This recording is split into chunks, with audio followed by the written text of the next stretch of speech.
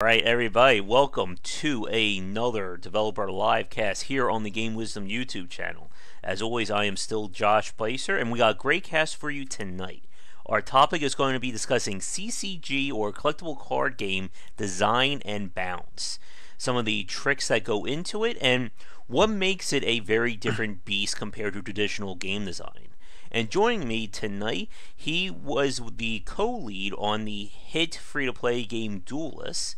The CCG meets almost like a tactical strategy kind of game. Very interesting title to check out. Please welcome John Treviranus. And I know I just butchered your last name there.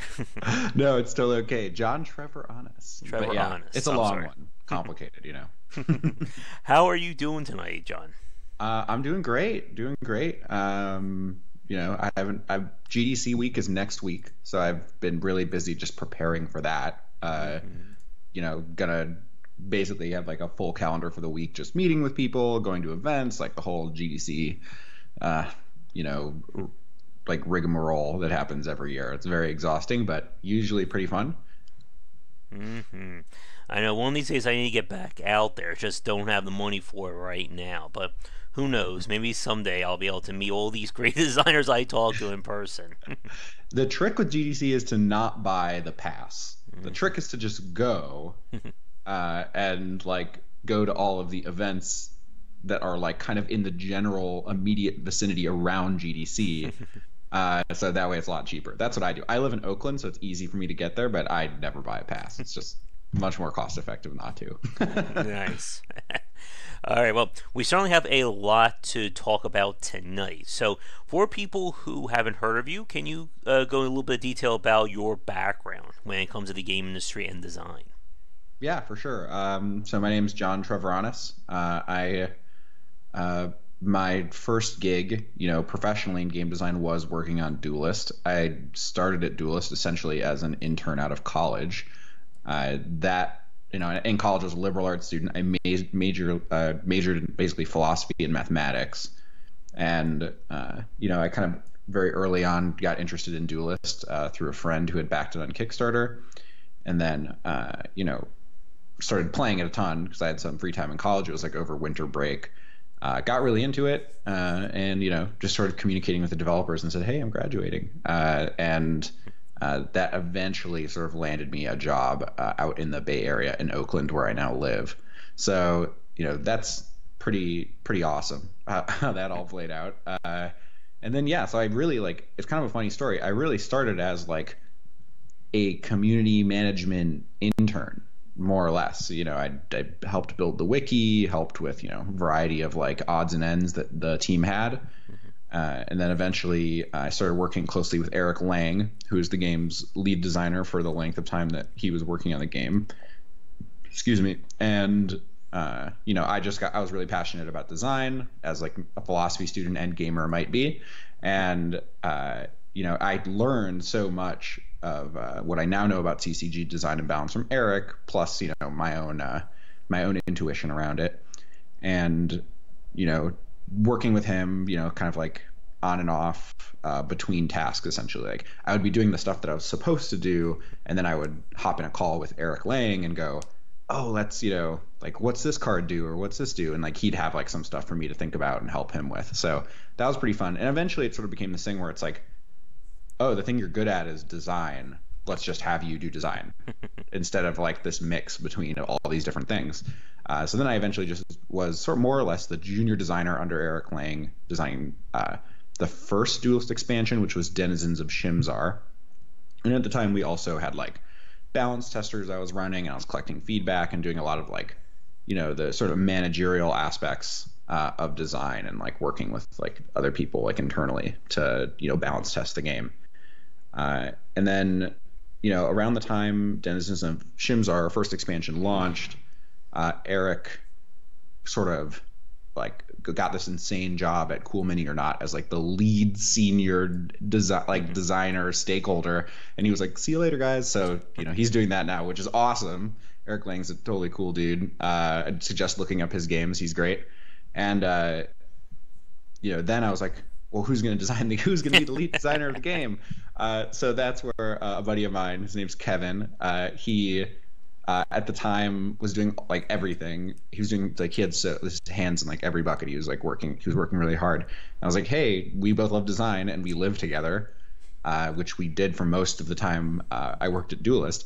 Let's team up. And like that, kind of like how the transition went is that Eric got replaced more or less by me and Kevin working together to design the content of the game.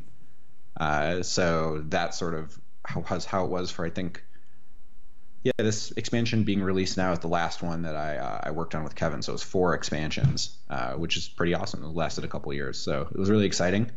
And now I'm looking for whatever comes next, which is also really exciting. So we will see. That's a big part of what the GDC planning's for. To find out what I'm doing next. And aside from that's like sort of my history at Duelist, but like in a grander scale, I've worked on millions of tiny little side projects in varieties of levels of completion. The first game I ever designed was a really crappy deck builder that was basically like Dominion with a take that mechanic. It was really bad. And like no one enjoyed playing it. I made that in college. I was like a freshman. And then I made a card game called Metal Pilot, which is a rock paper scissors mech battling game. It's really fun. So I do most of the game design I do in my free time is actually board games, because I think board games are just like they're like a different from what I do professionally. So like it's easier for me to do it that way. But yeah, and then I do like all kinds of little prototypes on my computer of like weird little game ideas I have, and that's just sort of like an everlasting saga. Nice. And for people watching this recorded, it will probably be a few weeks after GDC, so definitely the best of luck on the current job hunt. Again, for the people watching this in the future.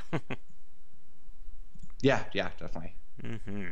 But I guess with Duelist, so how long were you actually like on the team, like working with them on it? So it would have been, I think it's a little over 3 years, like 3 years and 4 months or something like that. Considering like the first day I was like in the Slack or Hip Chat or whatever we had, being like, "Hey, you're on the team," to my last day. I think it was about like 3 years and some number of months. But yeah, it was a pretty long journey. Like literally from I know nothing about this industry other than I want to do it to designing the game, which was super cool. That's like one of the cool advantages of working on a small team, right? Is that you kind of have to be involved in everything. Mm-hmm, definitely. And Duelist has certainly come a long way. I'm actually going to Google this really quickly, but when did Duelist actually do its Kickstarter? Oh gosh, it was before I started, like some months before I started. So it would have been like almost 4 years ago, I think, if I had to guess. Yep, and you are right. Looks like April 2014 was when they did the Kickstarter for it. So yeah, it has certainly been going for a while, and it's interesting to see how much of a success it's been on Steam, especially as we saw a CCG. I'm going to probably add like 5 extra C's to that over the course of our chat, but CCG design has certainly taken off in the last few years with, of course, Hearthstone, Gwent, another Kickstarter game, Feria. I'm not sure how to pronounce that one. Yeah, I actually was a like volunteer community manager on Feria back when it was like a web browser game before its Kickstarter. It's a weird, that game's has like a long journey as a game, but yeah, Feria is a super cool game. I really like that game. And CCG design is definitely a very interesting topic to discuss because it has so many very interesting and unique complications to it compared to a traditional video game, especially with the balance of free-to-play versus the paying content, and even with just balancing out new cards and new systems. So before we get a little bit more into discussing Duelist's design, I guess for you, John, besides like the games we've talked about, what other, I guess, CCGs have you had a chance to either play or study, whether it was before Duelist or in your spare time? All of them. I've played them all. I even imported really obscure games from Japan, or like found servers of like 10-year-old dead Japanese CCGs that 10 people still play. Like I've really like I think card games in particular are very fascinating because they're some of the most systems dense Oh, games you yes. can design. So, uh, I've more or less played them all. At least all of the ones that anyone would have heard of. Like if excluding like random Kickstarted card games that had like that raised $1,000, I've pretty much played all of the ones that people have played in the mainstream. And yeah, I at my free time, the game I love the most that's a card game is Android Netrunner. That game's just absolutely incredible. Essentially everything about it I'm in love with.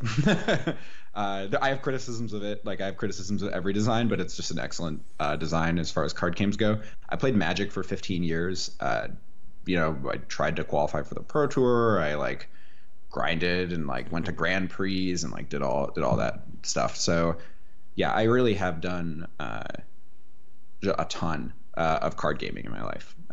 As far as I can really think back, I think I remember one of my earlier memories. I was like 8 years old. I was playing. I had like an invasion pack of Magic the Gathering, and like a starter deck. And my brother and I just made up rules to it because we couldn't really understand the rules in the rule book. So yeah, there's definitely I have a very long history with card games, and I quite like that entire section of game design. Mm-hmm. And as you said a few minutes ago, it is very systems heavy. It's very mechanically dense when it Mm-hmm. comes to its design. That's one of the more amazing aspects of it. I mean, you can just spend all your time building decks and not even have a chance to play the game if you really are so inclined. Like for Mm-hmm. myself, I love the whole mechanics of CCGs, but I am horrible when it comes to actually playing them. And it's just a very interesting genre, especially as we've seen this last decade has given us a lot of very unique takes on it. Mm-hmm. I guess have you ever played what was it? Card Hunter. I think that was one that I played Yeah, back. Card Hunter, sure. That was one of my favorites, and it's funny you mentioned Netrunner because the person who introduced us was Brian Cronin, who we Mm-hmm. talked to, and he was also a very big fan of Netrunner as well. Yep, that's how I know Brian. He's a local Berkeley, Oakland local, and we play Netrunner together pretty regularly. Nice. Yep.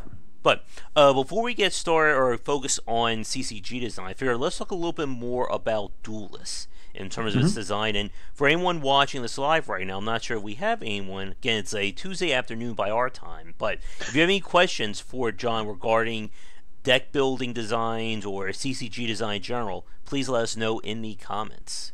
But to start with, for anyone watching us right now who hasn't had a chance to play Duelist, could you give us kind of the elevator pitch of the game? Sure. It's Hearthstone meets the game they play on the Millennium Falcon in Star Wars. Nice. Yeah, it's hollow chess, but with deck building and a lot of the trappings of like a traditional like online CCG with like regenerating like linearly ramping turn by turn gaining mana to play stronger and stronger cards, and then the stronger and stronger cards have a bigger and bigger impact on the game. And there's really classic Magic and Hearthstone-esque mechanics like trading resources and like either trading cards or trading resources in some other fashion, managing how creatures attack each other, like these sorts of like really standard CCG things, and then the sort of unique twist being that Duelist has a board, and that board is used to open up a lot more tactical play rather than like strategic play, essentially, to like the typical card game experience. Mm-hmm. Now, when I played it, I think this would have been like 2-3 years ago at this rate. I think there was really only like one, I guess, quote unquote, like general or hero unit per faction. I guess how has the game like grown and evolved since when you started to where it's at now? When I started working on Duelist, there were 6 heroes called generals. They none of them had special powers unique to them. Like kind of like they're called bloodbound spells. But in Hearthstone, you have like the hero power, right, for like all the different heroes. We didn't like have anything like that when I joined the team. It was we didn't even really have like an intention of doing it per se. But yeah, and then we ended up going for it and trying it out. We liked it. We put our own little twist on it, which is that they're a little more powerful, but you can use them every other turn until the end of the game, where you can use them every turn. So that was kind of like our twist on that, like having a hero power, having a base ability that was introduced by Hearthstone. And then, over time, we just kept growing and growing and growing, like in terms of just like the stuff we had. And it was like we did a set of generals, almost right away once we had this set of Bloodbound spells, and then we did another set of generals. So pretty recently, like one expansion ago. So now the game has, what would that be? 6, 12, 18 generals in it, which is pretty cool, 3 per faction. And yeah, so that's like kind of how that grew. That was like one of the coolest things to actually work on is like generals are like these cool centerpieces in the game, and it's players really are attached to them. And it's not like most games where like we don't try and be like you are the general. Like we don't really try and like convey that metaphor very strongly. It's more like you and the general are like best buds. Like they're like they're out there fighting for you or whatever. So like they have this like people become like pretty attached to them, which is super cool. But yeah, and then the game, originally just had like a couple hundred cards in its core set, and now it's like way more than that. It's 4 more expansions.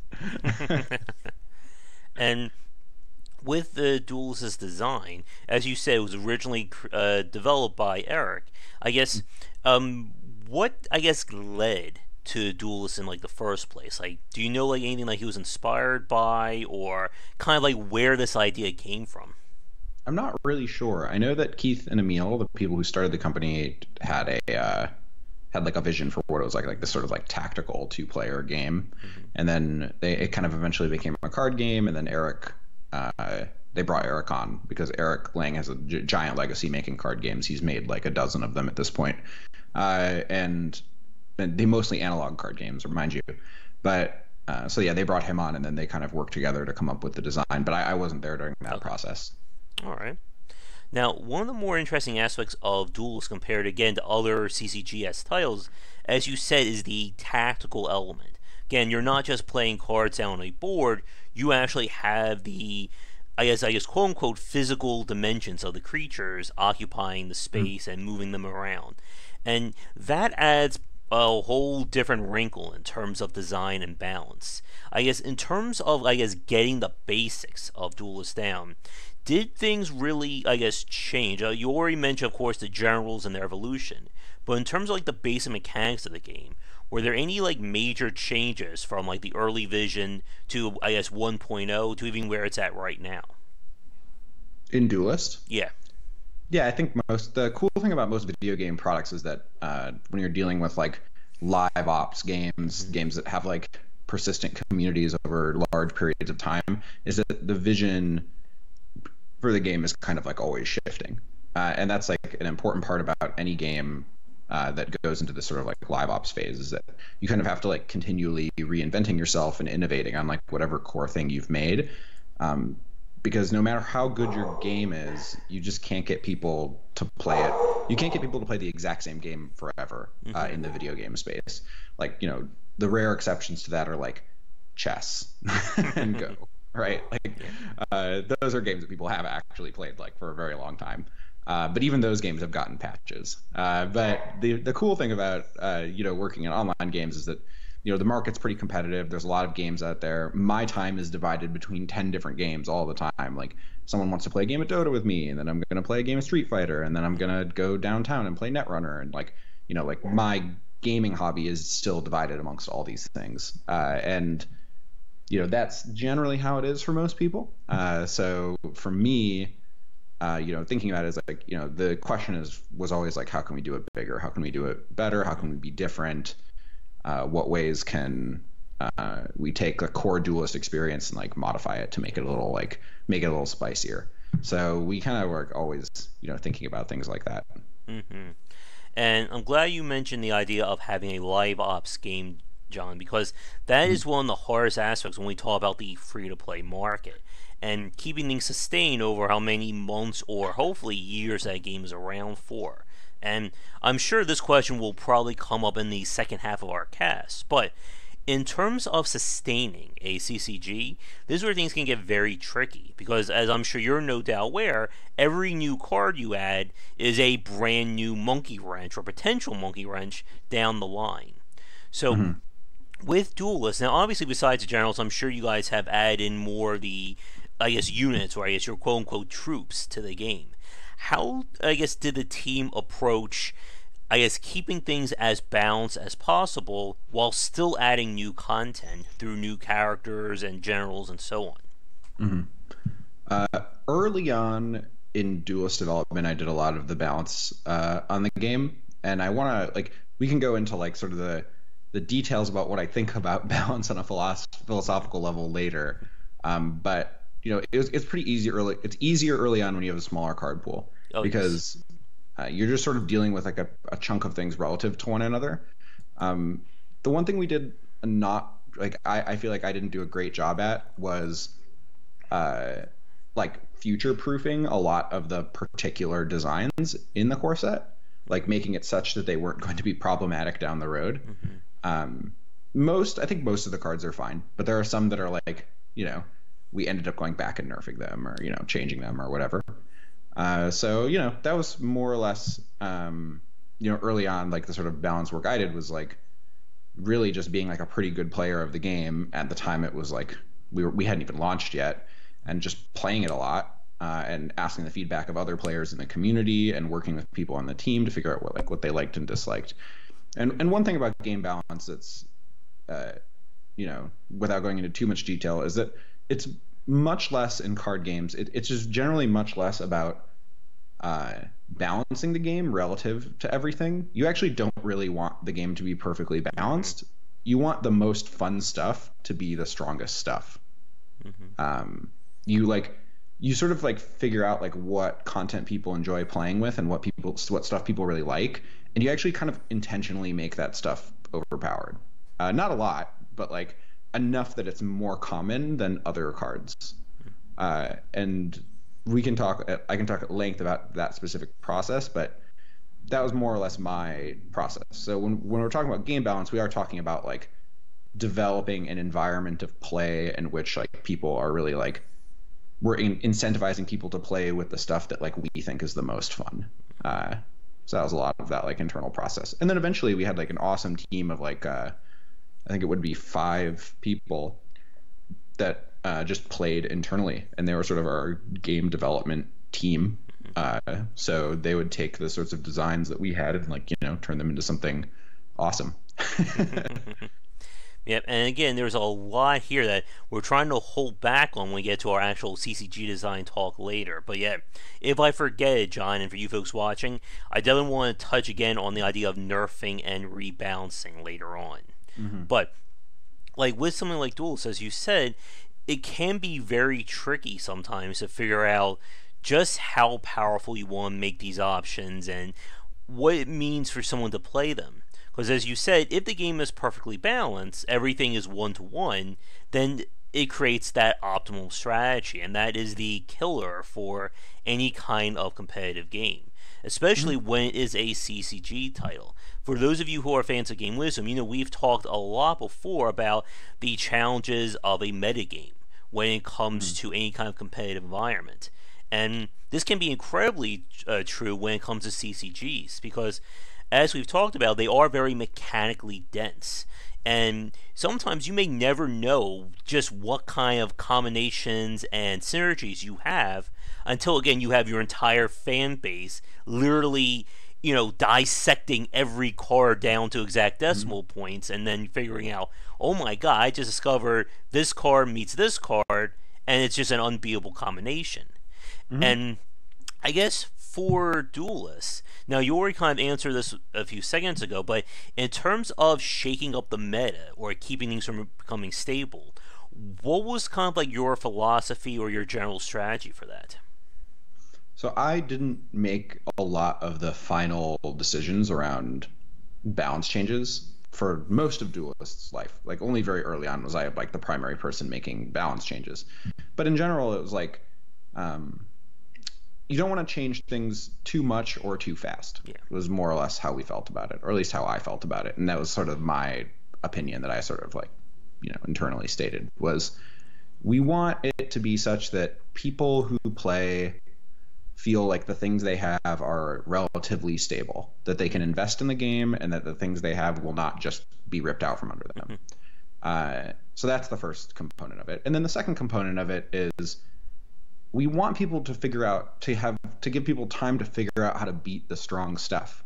So if we've done our jobs well, there will be strong things that you can play with, and those strong things will have natural foils, whether it be in deck building or improved skill or tactics or whatever. And we want to ensure that, like, let's say week 2 of an expansion, X card is just dominating. But like people are just playing it and it's like just crushing with it. It might be just because it's like an easier strategy to execute on, and people haven't fully reconciled their deck building with like the realities of like a new card or new metagame. And we want to give people time to like figure out counters or figure out or let the other decks that have new cards as well sort of catch up to whatever the new thing that people found is. And in general, there are always going to be a few things. I mean, you'll see this in Magic, Netrunner, Yu-Gi-Oh, Pokemon, like all the games. There's always like 1 or 2 cards that come out and people really gravitate toward them, and they kind of have a dominant phase. And the real test there is it a dominant phase or are they dominant forever? Because they're just better than everything else. And we want to ensure that like the stuff that like, or at least when I'm designing a card game, I want to ensure that the stuff that people play with has that sort of like balance of play and counterplay, and that we're not changing things too quickly or rapidly. And on a personal level also, I feel like, and this is maybe not a popular opinion among game designers, but I feel that like the perception of imbalance is also equally valid to an actual imbalance. I think if an entire community of people like 100% agree that like X card is imbalanced and our data shows it has like a 40% win rate, if their opinion never changes, we probably still should change it. Right? Like it's like it doesn't have to be objectively imbalanced. The perception of imbalance changes things. So that, and it's like, and I like care a lot about like respecting people's opinions. The people who play card games in particular are very smart, just because they're so systems heavy, and like people who have that kind of crunchy brain that want to like do that. And I very much value perception a lot when it comes to balance. And again, it can be very tricky sometimes when it comes to, again, as you said, like that initial phase when something new comes out, because you just never know how that's going to actually impact things once you get your entire pool of players looking at it. I guess for you, John, did you have a chance to try out Gwent at all yet? Yeah, I've played a lot of Gwent. That game's awesome. Yeah, Gwent is a very interesting case because CD Projekt Red has been doing massive alterations to it with a lot of their major patches, to the point that it does feel like a completely different game compared to, I think it was mid beta. I've had people who play since early beta, and now where we're at now, it just feels completely different in terms of that balance. And it can be very hard sometimes when you're playing a game like that to have basically the entire carpet pulled right out from under you when it comes to that balance. And as you said, when it came to Duelist, it's good to keep like the basics there, like the core fundamentals of your game solid, so that you have something to latch on to. But it obviously, when it comes to these games, you will have to change something. There always has to be, as you said, it has to be iterated on from time to time. Yeah, and I mean, the ideal case is that you don't make balance patches. You introduce new content, and that's what changes your game. But unfortunately, that's just not always realistic, because it's better to take risks and have to change things than it is to be safe and boring by miles. If you're safe and boring, nobody wants to play a safe, boring game. Yeah. Again, once they want to play like exciting games that have a lot to them, and have big impact and like emotional import. So you're just not going to get that from a really safe design where you wouldn't have to change anything. Yeah. And again, once people have figured out that your game is set, as you said, CCG players are very smart when it comes to figuring things out like this. Once they know that there's nothing more to achieve or there's nothing greater than, let's say, strategy X, they're going to walk away. Because at that point, as we said before in previous casts, the game will basically devolve into everybody who uses strategy X or everybody who counterplays strategy X. Yeah, with metagames in particular, the thing that I tend to watch out for is less the thing that matters the most, at least in my opinion, is variety. It's okay to me if a lot of different decks use a lot of the same cards. It's okay to me if a lot of decks have relatively similar strategies. In general, when I'm designing, I care about that on the top level.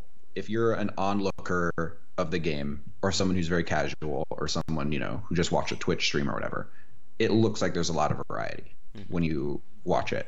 And, games to some extent boil down to archetypes like mid-range, control, and aggro, like in Magic or combo or whatever. And it's okay if like 90% of the metagame are mid-range decks, that's fine. But as long as they're all sort of like on some sort of like optic level different, like they use different heroes or generals, they are different colors, like in Magic, let's say like there were 5 best decks and they were all like red green mid-range and white black mid-range, and there are all these different mid-range decks. At least like on an optics level, the game looks like it's balanced and has variety, and that's super important, right? Because it makes you feel like you can either pivot between things or make impactful decisions. When it's literally like when you look at the metagame, Magic recently had a banning because I think like it was something like 70% of their metagame was one deck. So they had to like shake some stuff up there. But that's just kind of how it goes. It's you like kind of always want people to feel like they have options. And again, this is I speak to emotion because I think emotion is a really important aspect of design. It's not that I really have options. Like I've definitely enjoyed card games when there were only 5 good decks and they were all mid-range decks.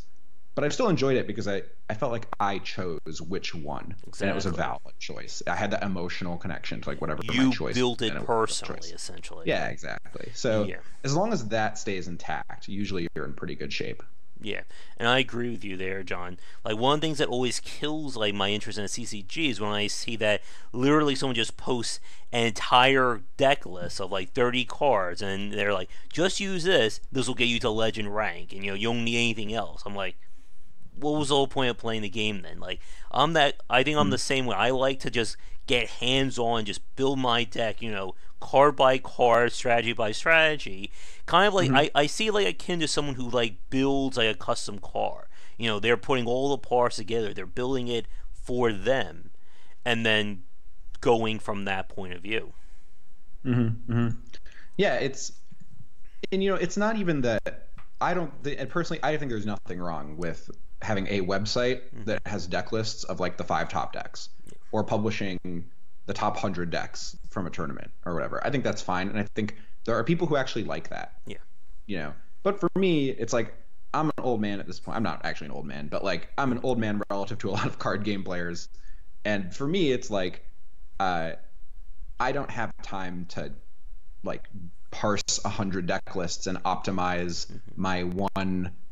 do I play a 27th land or do I play, whatever. Like I don't have time to like hardcore optimize around like an entire tournament metagame and be like moment to moment updated on how the ladder metagame is shifting relative to what cards I'm playing.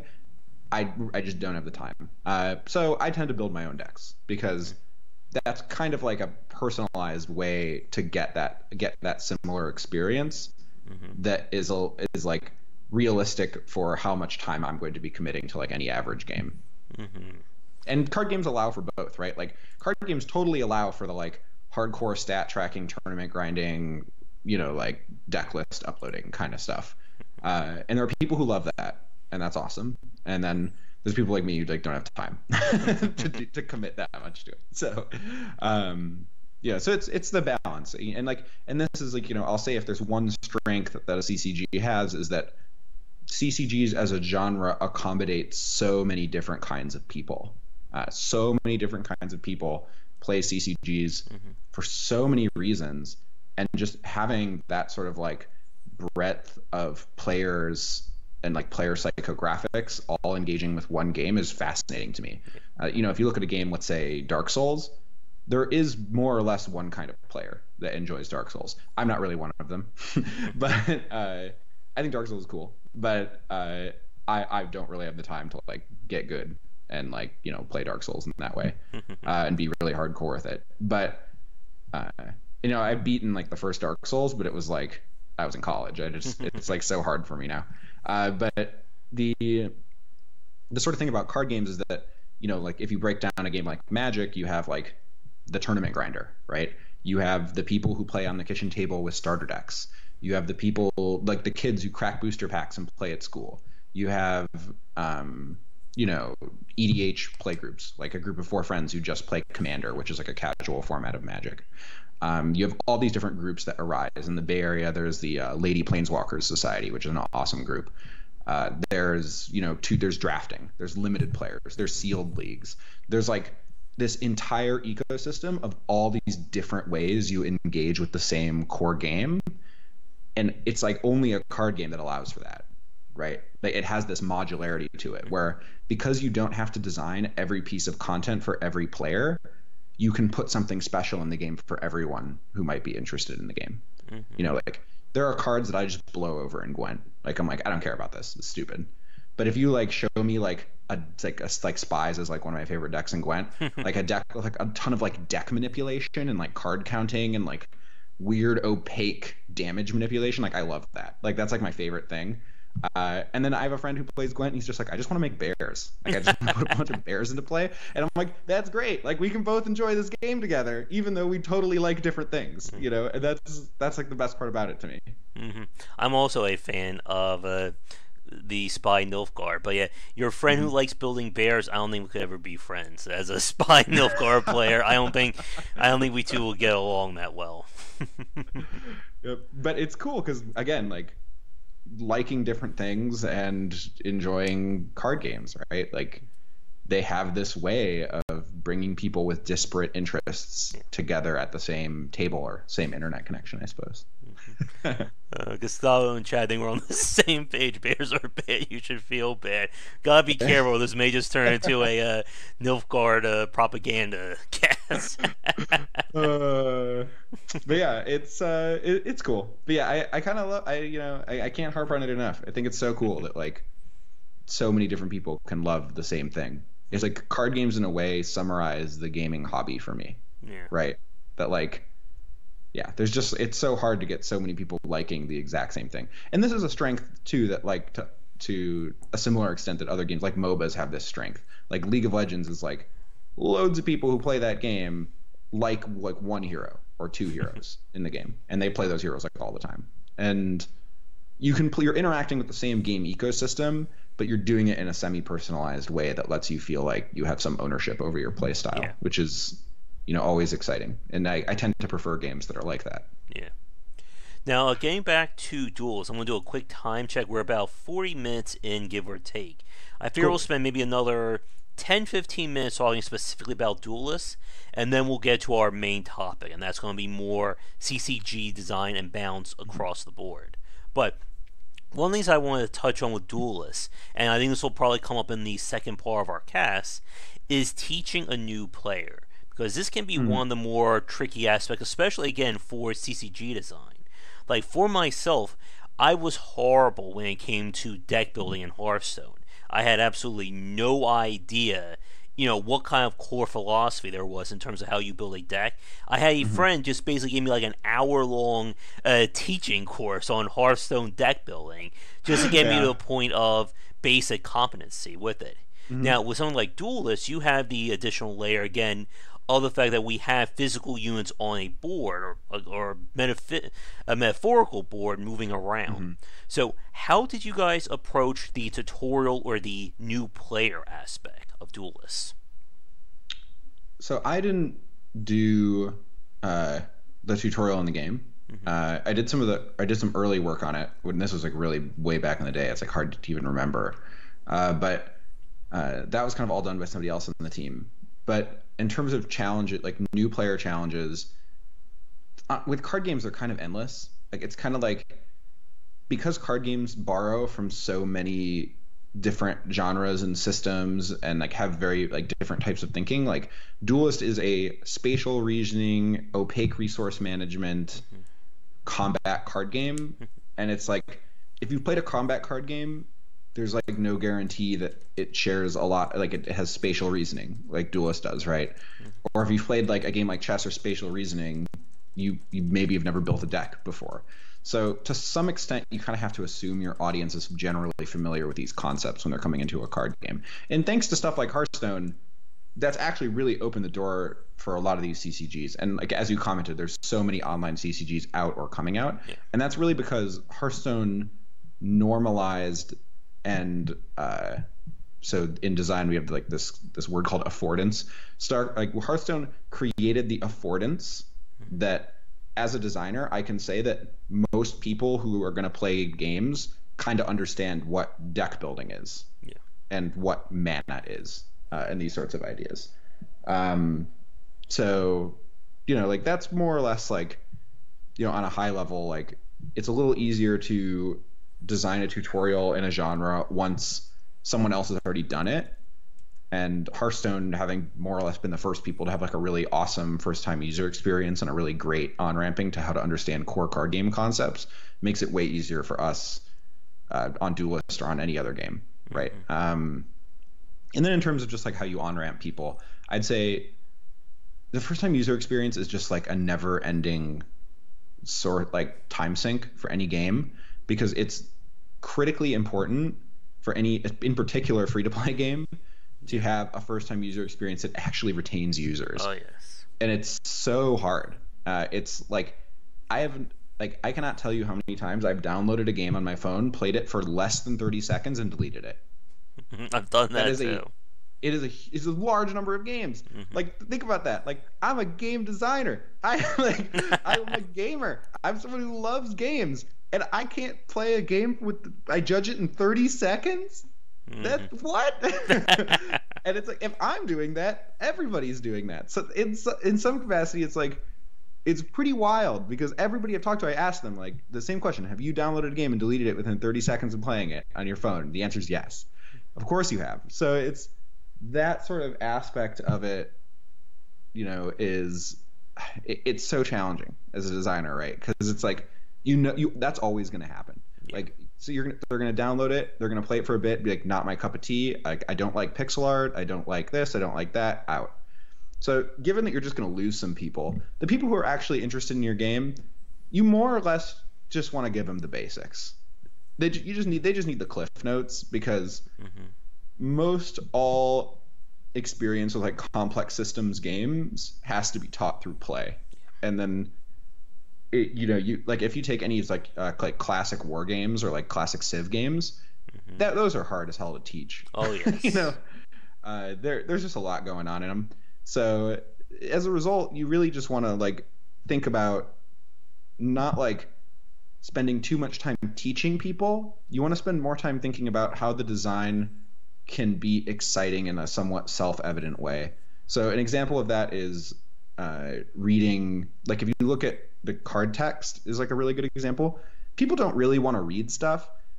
I mean, you've probably heard this from other game designers, but like people just don't read what things do. Like they don't read your tutorial text. They don't read what your cards do. They're just going to like click stuff. And this is like sort of like a common joke in game design, is that no one actually reads anything. So don't putting text on something is sort of worthless. But in a card game, you literally need text on the cards.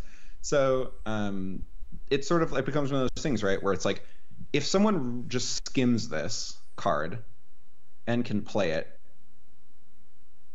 I need to ensure that and of course they're going to interpret it favorably no matter what. They're going to interpret it like, oh, this is good for me, and play it. I need to make sure that the skimmed reading, the like low commitment, very little reading play of the card matches that expectation, while also having card text that summarizes well what the card actually does in a technical sense. And the balance between those two things is very hard. And it's not like it's not like the cards have to be like super dumbed down, but in general, you want them to have less words. You want them to like as cleanly as Oh yeah. possible say what is going to happen in 95+% of the cases you play the card. But at the same time, the more stuff you put on the card, the less likely it is. Like even a really simple effect, right? Like even like a super dead simple kind of card gamey effect, like deal 3 damage. There's a lot of different ways that card games use like say that. Some card games say like deal 3 damage to target creature, deal 3 damage to target creature or player, deal 3 damage to a minion. You know, deal 3 damage. Is deal 3 damage more or less clear than deal 3 damage to target creature or player? Yeah. And the answer is it's less clear, but it's also cleaner to understand, right? So it's tricky. There's like trade-offs to all these different things, and I think that's like really where the brunt of the first-time user experience design is in card games, is making it so that the actual card interactions and the actual system the player is in is coherent when they're in like a low commitment space, like a free-to-play space where it's like they're just trying out the game for fun. Making it so that that experience is really solid is, you know, and that like they don't have to commit a lot of mental energy to the game just yet. They're just trying it out and seeing if it's fun, making sure that experience is good and it feels good to play the cards and whatnot. And again, it's just very hard for a lot of new players sometimes to learn these games because a lot of the stuff that goes into playing them, you can't tell a player. You can't explain them in a 2-minute tutorial how these cards are going to interact with each other and the philosophy of deck building. But I remember seeing I forget who told me this. I think there was like a GC presentation or something about how it was like you should have no more than like 5 or 6 words, or you gotta keep your text as small as possible and try to explain things as cleanly as possible to the player. And as you said, John, it can be very hard. I mean, I've played plenty of games where it's like, as you just said, it's like 3 damage to a monster, or just 3 damage, or 3 damage to a field, or it just gets, okay, there's like 10 different definitions for the same actual task or option. Yeah, you just really need to simplify. Yeah. Like always simplify. It's one of those things where it's like card games are not at risk of not being deep enough. You know, like that's like not a grand concern with card games in general. They're deep, and like you have these complex systems, they will be deep and complex when you lay them out, and you have these like thousands of pieces interacting. The question is like, how do you make that less opaque to people just kind of hopping in? All right.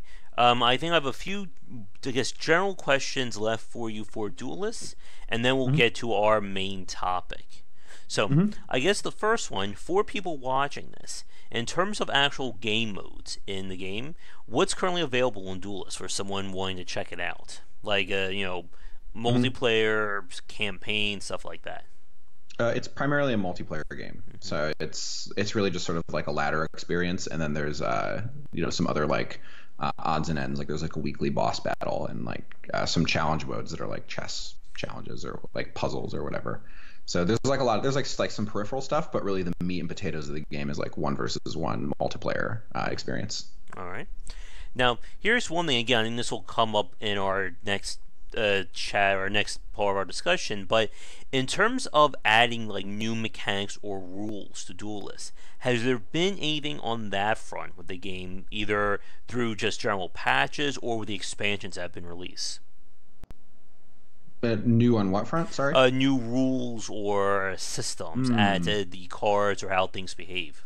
There's always new mechanics. Like with any card game, that's kind of the main thing you go to is like what new, like I call them gimmicks, but really not in a negative way. Like what's the gimmick? Like what's the catch here? Like it's the same game you love plus X thing. So like I did a set design with Kevin where we sort of did this, where you play these Sentinel minions and they're masked or like cloaked in the shadows. And then if your opponent does something to trigger them, they like turn into like these monstrosities that are like super strong and can like totally take over a game.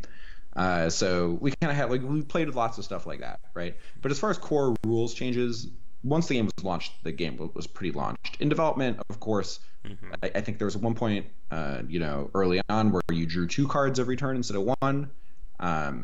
And there were lots of different ways how things worked. So, but yeah, with what we settled on uh, kind of didn't change a lot, like once the game was out and ready, because we had a pretty good audience and people who really liked the game. All right. Now, I guess one of my final questions regarding Duels, and then I'll throw it to you, John, if there's anything we haven't discussed yet. Now, Mhm. obviously, as you said, the time of this stream, you're no longer working with Duelist. You are hopefully going to be doing your own thing. Hope by the time this cast goes up recorded. But Mhm. in terms of, I guess, what's left, is there anything for fans watching that you can either talk about what's coming down the pipeline or anything that you were working on before you decide to leave? This expansion coming out now is the last thing I worked on. Okay. So uh, enjoy it. I think it's really fun. It was really fun to design it, and as always, right? But it's cool. I think the set coming out, people really enjoy. At least I enjoyed it. It's hard to live up to we did an expansion recently where we did a bunch of new generals. It's hard to live up to that, but it'll still be fun. I'm looking forward to seeing, I still sort of follow Duelist, even though I'm not working on it, and I love seeing people's reactions to the cards and discussing them and that kind of stuff. So it's all good. I'm just excited to see if people like this current expansion. Mm-hmm. All right, Oscar, thanks for coming on. Oh, you didn't just barely made. We're almost on the first part. We still have part 2 of our chat to get to next. So don't worry, we're not going away just yet. But before we move off of Duelist for today, John, is there any aspect of the design or working on or anything like that you would like to bring up or discuss before we switch topics? Honestly, it was just a really good team, and that was one of the best things about working on Duelist. The team really cares about it, and everybody was pretty committed to making it the best it could be. So it was just an honor working at Counterplay with such awesome people. That was incredible. And as for the design itself, I feel a lot Duelist for me is it's the first game I designed and worked in doing design on it professionally. So you really can see, I think, and I think this is true, or it might be Kevin's second game, I'm not sure, but we tried a lot of stuff, and not all of it stuck, and we learned a ton in this whole process of making the expansions together. And to me it's super cool to look back, even at looking back at one of the first expansions I did design on, which was Rise of the Bloodbound, and then Ancient Bonds was the next one. Those two expansions, I don't really like them. I like them. I think they're cool, but I have design criticisms of my past self looking at them, which I think is awesome, right? And that's a cool thing about a card game, is that you look back at these this stuff you've done even 2 years ago, and you're I could have done that so much better. That can't be right. And that's really cool. So that's a neat thing about working on a live ops game, right? Is you get to look back and say oh wow, I could have done this way better, or this card is lame, or whatever.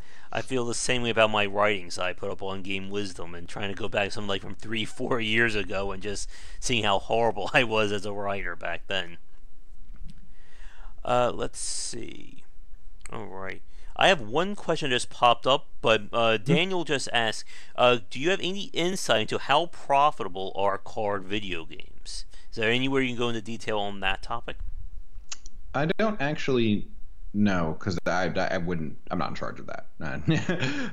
That's way above my pay grade to know. But yeah, I mean, Duelist did well and sustained itself. It's still going strong, and there'll be more Duelist in the future for everybody. So in that sense, it's done pretty well.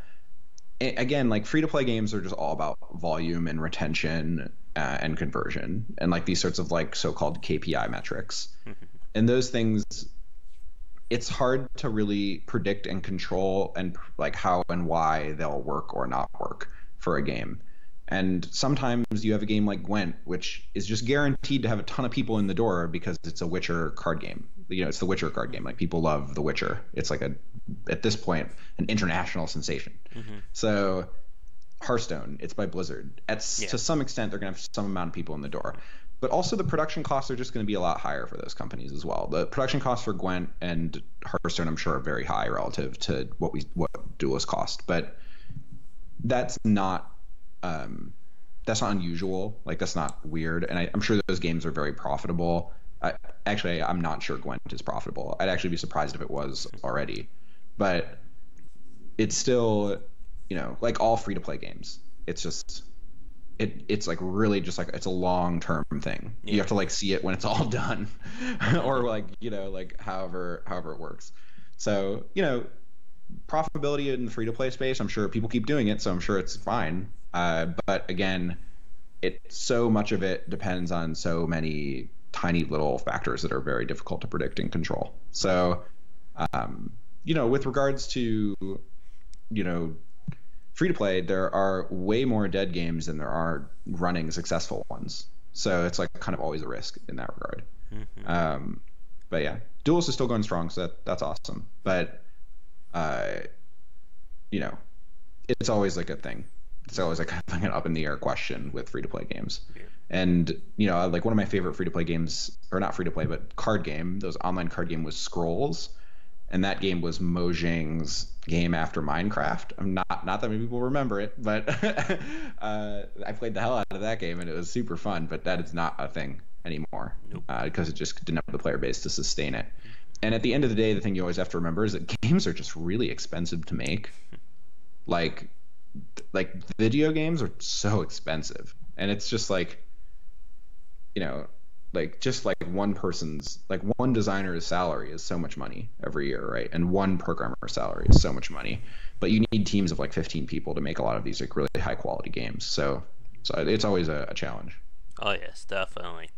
And I think with that, we're going to move over to our main topic for tonight, and that's going to be more about CCG design. Again, more of the nuts and bolts of what it means to make and balance these games. As a quick time check, we are just about to hit an hour in, so I'm sure this is going to probably be another 30-40 minutes easily. But for you folks watching us live right now, we're going to shoot for a good stop point if we do get to it at 2 hours. So hopefully it won't get that far, but we'll see what happens. And I guess my first question for you in this session, and this will kind of be a great segue, is after working on Duelist for, you said like, did you say you've been working on for like 2-3 years? Yeah, about 3 years. About 3 years. I guess, has Duelist impacted your own design philosophy when it comes to CCG design or balance? I mean, I'd totally be lying if I said it didn't. In the sense that it consumed so much of my, mental and professional life, right? Just working on Duelist. But I think what's interesting is that the thing that you sort of learn about each card game is that they are really distinct products that actually have like different emphases and subgenres like sort of stapled to them. And Duelist definitely is more loved by hardcore card game players and tactics fans, and that's fine. That's like Duelist's particular audience, at least from my view. But games like Hearthstone have like a slightly wider reach, and that's like, it's one of those things where it's sort of like, to me, it's just sort of like whatever mechanics you put into your CCG, those are going to dictate the kinds of card gamers or the kinds of gamers in general that are going to want to play your game. And the spectrum there is so wide, right? Does the game involve positioning? Does the game involve dice rolling? Does the game involve randomness as like a core feature? Does the game have only randomness in the form of card draw? Does the game have really complex deck building, or segmented and like simple like module deck building? Like every sort of distinct component of a CCG can be exaggerated or de-emphasized. Yeah. And that's sort of like the big takeaway working on CCGs in particular, is that you can really go in a variety. Oh yeah. Like the like we have not even remotely touched the sun when it comes to the amount of CCG design space that exists, even relative to what we like currently know. Like a really good example, and probably one of the biggest distinctions out there, are the games that emphasize or de-emphasize tempo. Obviously, for anyone who's played Hearthstone knows that tempo, and even with Duelist, is a major part of those games. But something like Gwent, there really isn't all that much tempo as the board gets wiped on each round. Or unless you have cards that are, Now I'm going to piss off the Gwent fans. I forget the term that they use for when cards stay on. The exact Resilience, I think thank it you. is. There you go. You saved me there, John. Yeah, people But call it carryover generally. yeah, but again, as you said, you can go in any number of directions because again, they're so systems heavy that you can really just experiment with them. I mean, I know Brian. I think he's working on a CCG, or he's doing either he's done the Kickstarter or he's planning on doing a Kickstarter for the game that we talked about last. Hmm. And again, wherever you decide to focus on can dramatically impact the design. And that's the beauty of it, but it's also what makes it so challenging when it comes to developing these things out. Now, Hmm. we got a question from Wretched Lazarus earlier. How do you compare real time fighting games to titles like RTS games and CCGs? I think that's a very interesting topic because they both Mm. use completely different skill sets. And I think on a previous cast, we may have touched on this slightly about how for a lot of action based games, it's really built on improvisation at the time of play. Like, you really Hmm. can't do too much pre planning when you're playing a Dark Souls game or a fighting game. Like, you know the moves, yes, but you can't just repeat the same thing and expect to win. But generally speaking, a lot of RTS games, especially CCGs, have that sense of pre planning or that kind of a strategy you need to think about before you go in. I remember on a previous talk we discussed about how there are players who will try and do card counting or figure out that if I play this card that I know the next 5 cards that are probably in your deck. And Hmm. I think for me that's where I've always faltered when it comes to CCG play is that I prefer the improvisational style. I prefer to make these plans at the time of impact rather than think about things 20, 30 minutes in the past. I see. Yeah, I mean, to answer like the question broadly, I think it sort of just depends on what's sort of like in general. Like again, I'll like kind of go back to this as an example. In big ways, depends on like what's emotionally appealing to you. Mm-hmm. Um, Card games that are low on randomness, like Gwent, rarely have big moments in the Yeah. gameplay. They're very metered. They have some like most of the big moments in Gwent come from screwing up, and it's very easy to screw up in Yes. Gwent. Uh, and you screw up, and then your opponent has like Geralt, Igni, or Scorch, and they just blow your brains off, and like they're just like you Mm-hmm. just lose because you lose like 30 points. Yeah. That's like where a lot of the big splashiness comes in on Gwent, on the side of Gwent. But in games like fighting games, because they have this execution barrier to them, they create tension and they create stories in a way much better than most CCGs do. They make it so that if you're watching the grand finals of like a major tournament, Mm-hmm. you'll often hear the commentators be like, "Oh, this player is playing like they're shaken, they're nervous," right? Whereas in a card game, it's like Yeah. it's hard to like get shook by like a tournament in a way because and like misplay as a result of it because ultimately like you have like a fixed amount of time in your turn that you can spend to consider the kind of play you're going to make. And I don't know, like I think your likelihood of screwing up in a tournament probably increases somewhat in a card game, but not as much relative to fighting games. Like in Yeah. fighting games, it's very stressful because it's a real time activity. So I think that's one component of it. Is like the physical execution barrier generates a lot of electricity around the game, which I think is really interesting. And then I'd also just say that like fighting games, while yeah, they do have like a sort of they do have an improvisational thing. So much of it is also pre-planning. The I think execution, memorization. yep, memorization, execution, all the hours spent in training, etc. So it's definitely like uh, it's its own. They're very different things, right? Like just relative to one another, but they do have that in common, where there's like a ton of time spent pre-planning before a game or pre-practicing before a game, and then actually getting into the game. There's the execution barrier in fighting games, but in general, the tactics you're applying are sort of like within the arena. And the other main thing is that fighting games don't have overt randomness usually. They sometimes have a little bit of overt randomness, but usually not that much. And as a result, card games tend to play out in a much more like non-programmatic way, whereas video games do often play out in that way. Mm-hmm. Hold on one second. My dogs are barking. um, yeah, I have two awesome dogs that are hanging out. Okay. But yeah, and I think another aspect of thank you guys.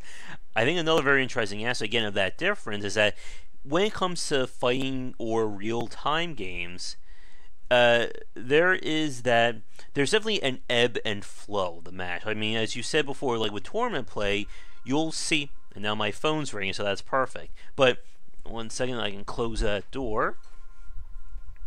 But as you can, when you're watching like tournament level play, you'll hear people say that they've lost the momentum of the match, and you'll see like tournament level players where if they lose that momentum, it's like they're not even playing the game at all. Like like they're basically at my level of playing the fighting game at that point.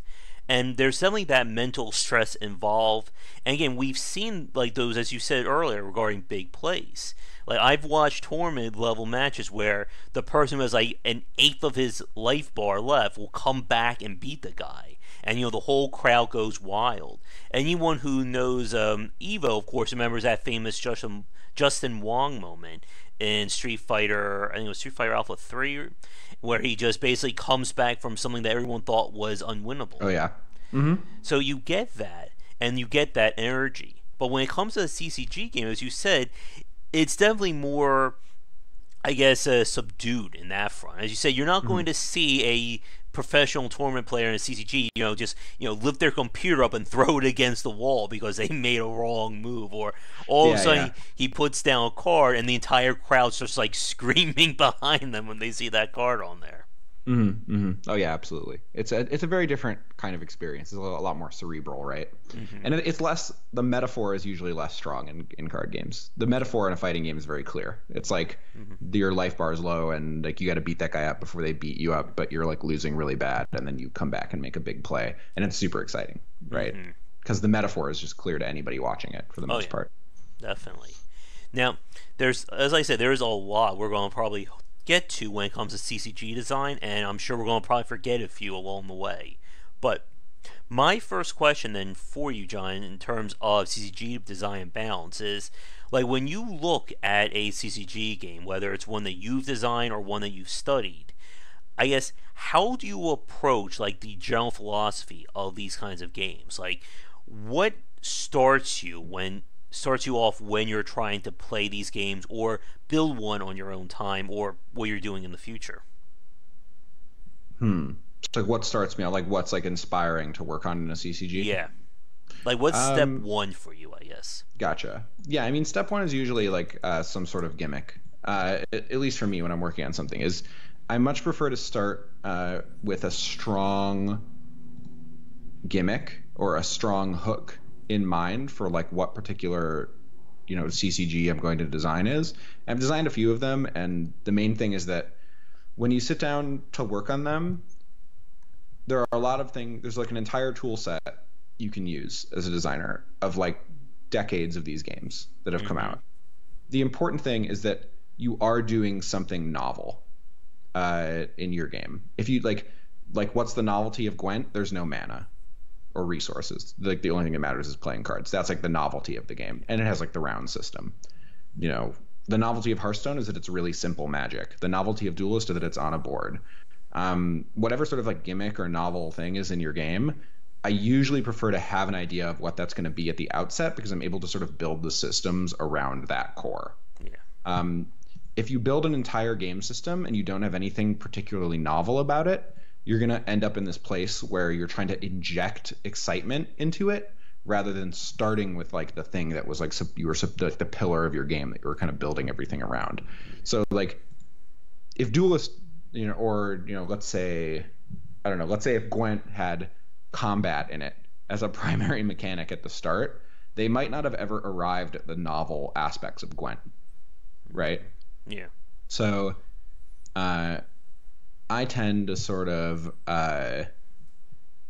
like on a personal level, I really tend to prefer like the strong gimmicks. Like one of the games I was working on recently, the strong gimmick is that it's a card game built around playing rock, paper, scissors. And it's like that's a weird thing to put in a game with deck building, is that combat is resolved in a random fashion. But it's interesting. You can do a lot of really interesting design things there that like you might not see in other games. Another thing I've thought about lately is doing like an RTS card game where you have like a building command card like you do in StarCraft or Warcraft 3 that you construct before you go into the game. So that's like another kind of hook or gimmick that like one might want to start with. So yeah, I tend to like these. When I start working on CCGs, I tend to prefer those sorts of methodologies, just because I think they tend to lead to a much more resonant first time play, and they tend to read clearly, like to a consumer, right? And that's like card games that don't read clearly to consumers are like most card games that are made by like amateur game designers, because they don't have like what is the game, like you need to like what am I you need doing? To be able to what am I doing, and that's like such an important thing. It's like this is a game where you have to beat them up and like end their life total. It's like, oh, like every game I've ever played, like what is your game, like what is the unique thing that your game does? And it's like, for me, it's like giant anime mech fights and wild fights that are swingy and random. Like that's like the thing about this one game I was working on. So it's like having the ability to sort of like really quickly say the differentiator for what your card game is doing and what you're working on is like super important. At least in that way. So yeah. Real quick before we move on, would you mind if I just spent 1 minute to run to the bathroom? Yeah, sure. All right, cool. Thanks. All right. While John is going, I guess I'll talk a little bit more about some of my thoughts on CCG design. And Gray, I will get to your question when John gets back. You came in a little bit late as we moved off of Duelist, but I'll make sure he asks that when he answers that when he gets back. But oh, there's no toilet breaks around here. I'm all ready to go. But what John was saying reminds me a lot of what we've talked about before when it comes to traditional game design with building a core gameplay loop. Or again, what is the foundation of your game? What's going to make people play it, love it, and of course come back to it? And it can be very hard to get that right. I think one of the more interesting examples from Gwent would be like how much things have changed with how weather works in that game. The original idea of weather was it just wipes the board. Everyone goes down to one point, they're on a weather lane, and then of course they've had to walk that back, and in turn one change affects the other. So they've changed how monsters play. They changed how nuts. I forget the leader who did it. Nuts. I can't remember his name, but the one who spawns a weather effect. And maybe that can be something we'll be doing. I don't think he's watching that. About being bad at melee. Oh, I'm watching, chat. Oh, wait. John is back. Alright, you back, John? Ooh. Yeah, I am back. Sorry about that. I drank like a ton of coffee this morning. All right. Just going over a little bit about core gameplay loops. Again, how when it comes to a traditional video game, that's a major part of figuring out what your game's going to be. And if you can't do that, you're kind of in trouble there.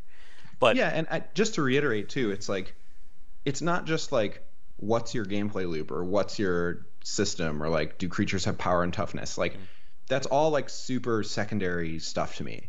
Yeah, the thing is like what is the seed, right? Like what is like if you look at that like super like core fundamental thing, it's just like there has to be that sort of like thing that it's like on every marketing poster, this is the what is cool about this, right? Exactly. All right. A few questions from chat. Grey Division came in a little bit late, but they wanted to know, is there a future to Duelist, and what direction do you see the game going? Now, since you did come in late, Grey, John is no longer on the team there, but I guess, do you have any thoughts on that? Yeah, I mean, Duelist has a future, of course. It has an awesome community and like a great team working on it. So I have no doubt in my mind that Duelist has a very exciting and awesome future. And as far as the direction goes, I'm not designing it. But so hopefully, I mean, I know that people on the team, they're amazing and they will do a fantastic job. So that if that is a concern to anyone, I wouldn't worry about that at all. But as far as the direction goes, bigger and better, right? Like that's the direction of CCGs go. Hmm. Wretched Lazarus wanted me to ask a question about being bad at melee. He seems to be talking a lot about Smash Bros. We're friends from years ago when I lived in New Mexico, and I got regularly stomped by him at Smash Brothers. Nice. That was the theme of our friendship. I got horrible at it. I'm horrible at playing melee competitively. I got my butt kicked by like a 12-year-old at a tournament. I'm like, yeah, this is not my game anymore. I'm out. That was it for me. Gareth McGivern, sorry about that, asks, can John spill the beans on what the supposed secret Aprion was or is a CPG? I can't talk about anything like the company's like working on or doing that they haven't announced. All right, gotcha. But getting back to the topic when it comes to CCG design, again, there's a lot to discuss. And if you guys have any questions, please let us know in the chat. But one thing that I've been holding off of that I wanted to touch on is when it comes. Well, actually, here's like our first starter question.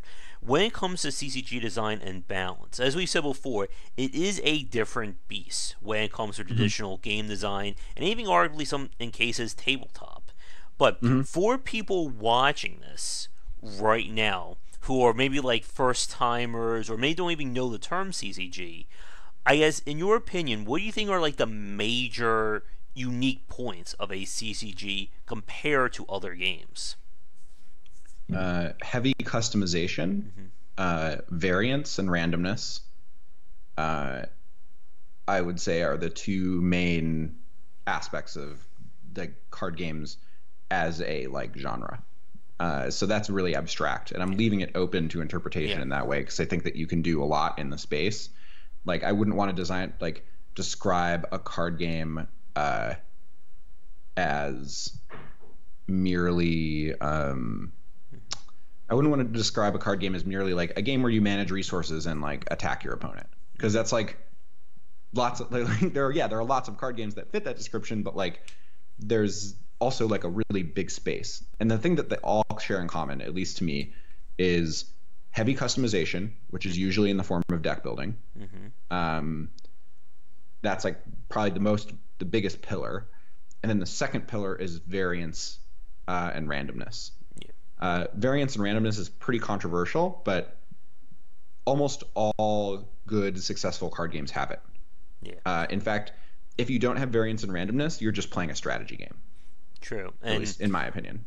And it can be, as you said, John, it is very polarizing when you introduce randomness into a game. Again, I know there's still people arguing about Gwent with a lot of the new cards that have added in, play a card that lets you draw a random card.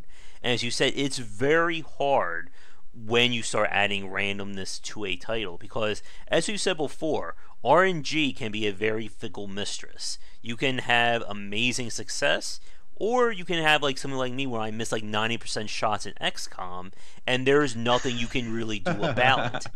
Sure, absolutely. Now, before I forget, I wanted to ask you, John, have you ever, like, speaking about games that have combined CCG aspects in them, have you had a chance to play the game Armageddon Empires by any chance? Armageddon? I don't think so. I'm just looking it up really quick here to see. Yeah, so I have not played this game.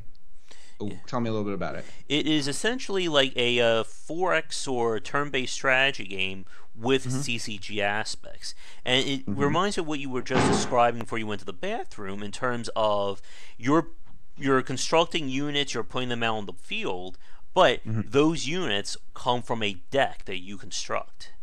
And it also actually had like, its own like tactical combat with the cards as well. It was a very interesting game that I don't think it blew up as much as it should have, just due to not being able to get on Steam and stuff like that. Right. Yeah, you can sort of take any game genre and add variance and deck building to it.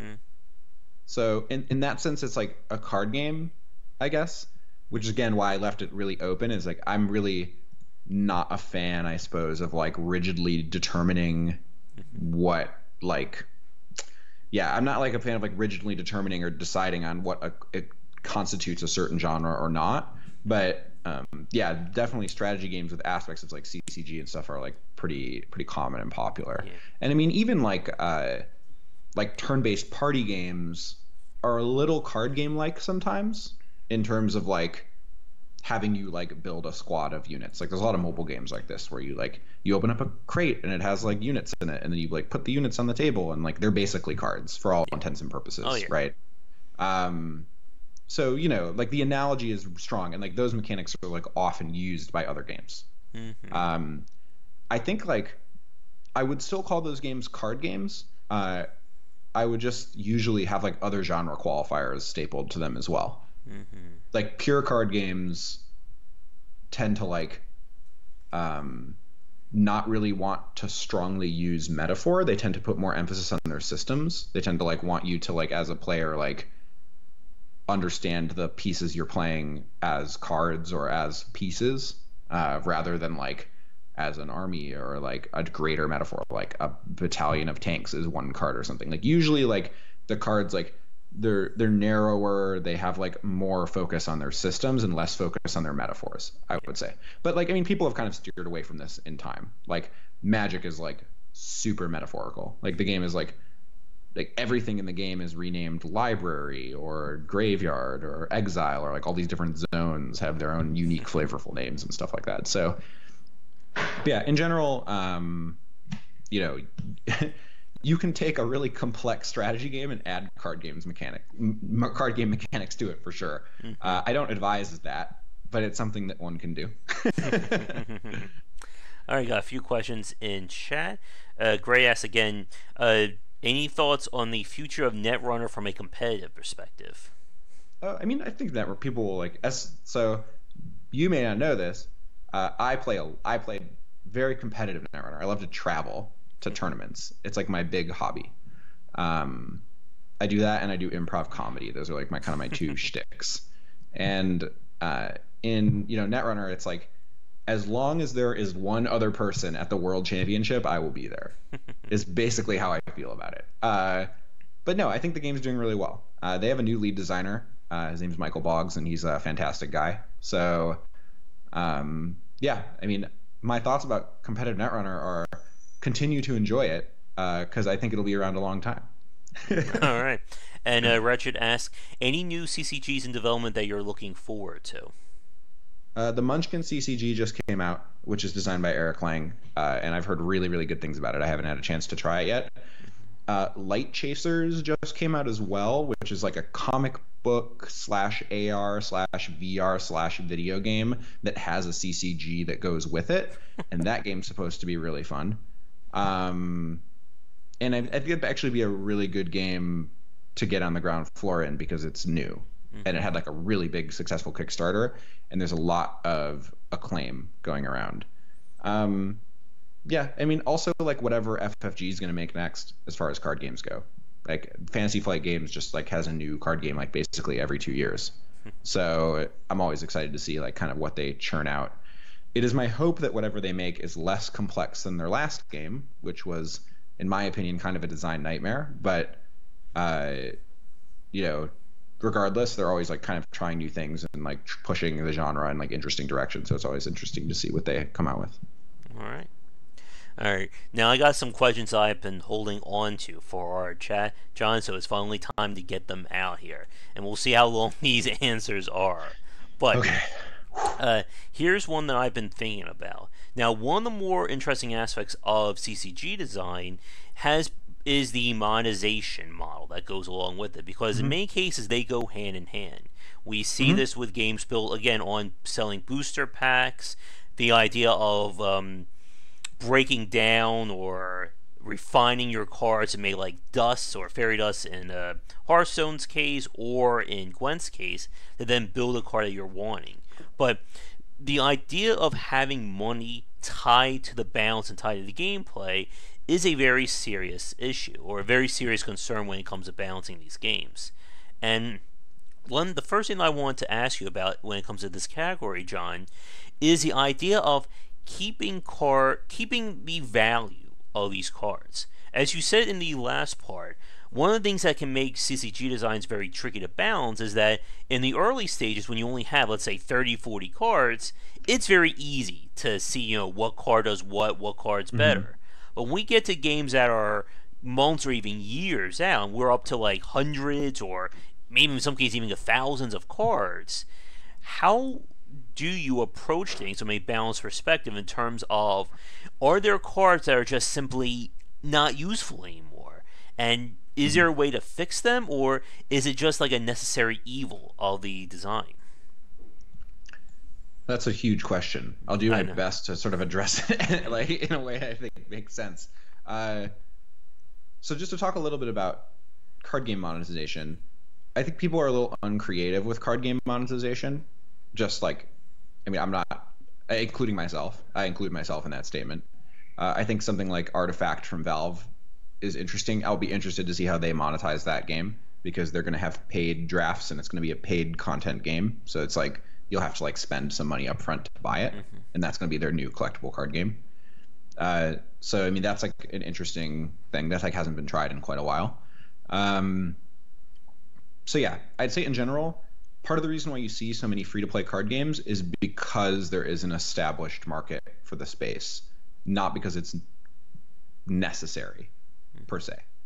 I could see doing a game that I think would be really fun to make is a single-player campaign card game that costs $20 that like has a multiplayer component. Like do a single-player style game experience that like has multiplayer, similar to like Call of Duty, right? Where it's like there's a campaign and there's a multiplayer experience, and like those things both exist, and you pay for like ostensibly you like pay for like a campaign experience, but there's also a multiplayer to keep you playing. So like that's something that you don't see a lot in card games that I think could be done well.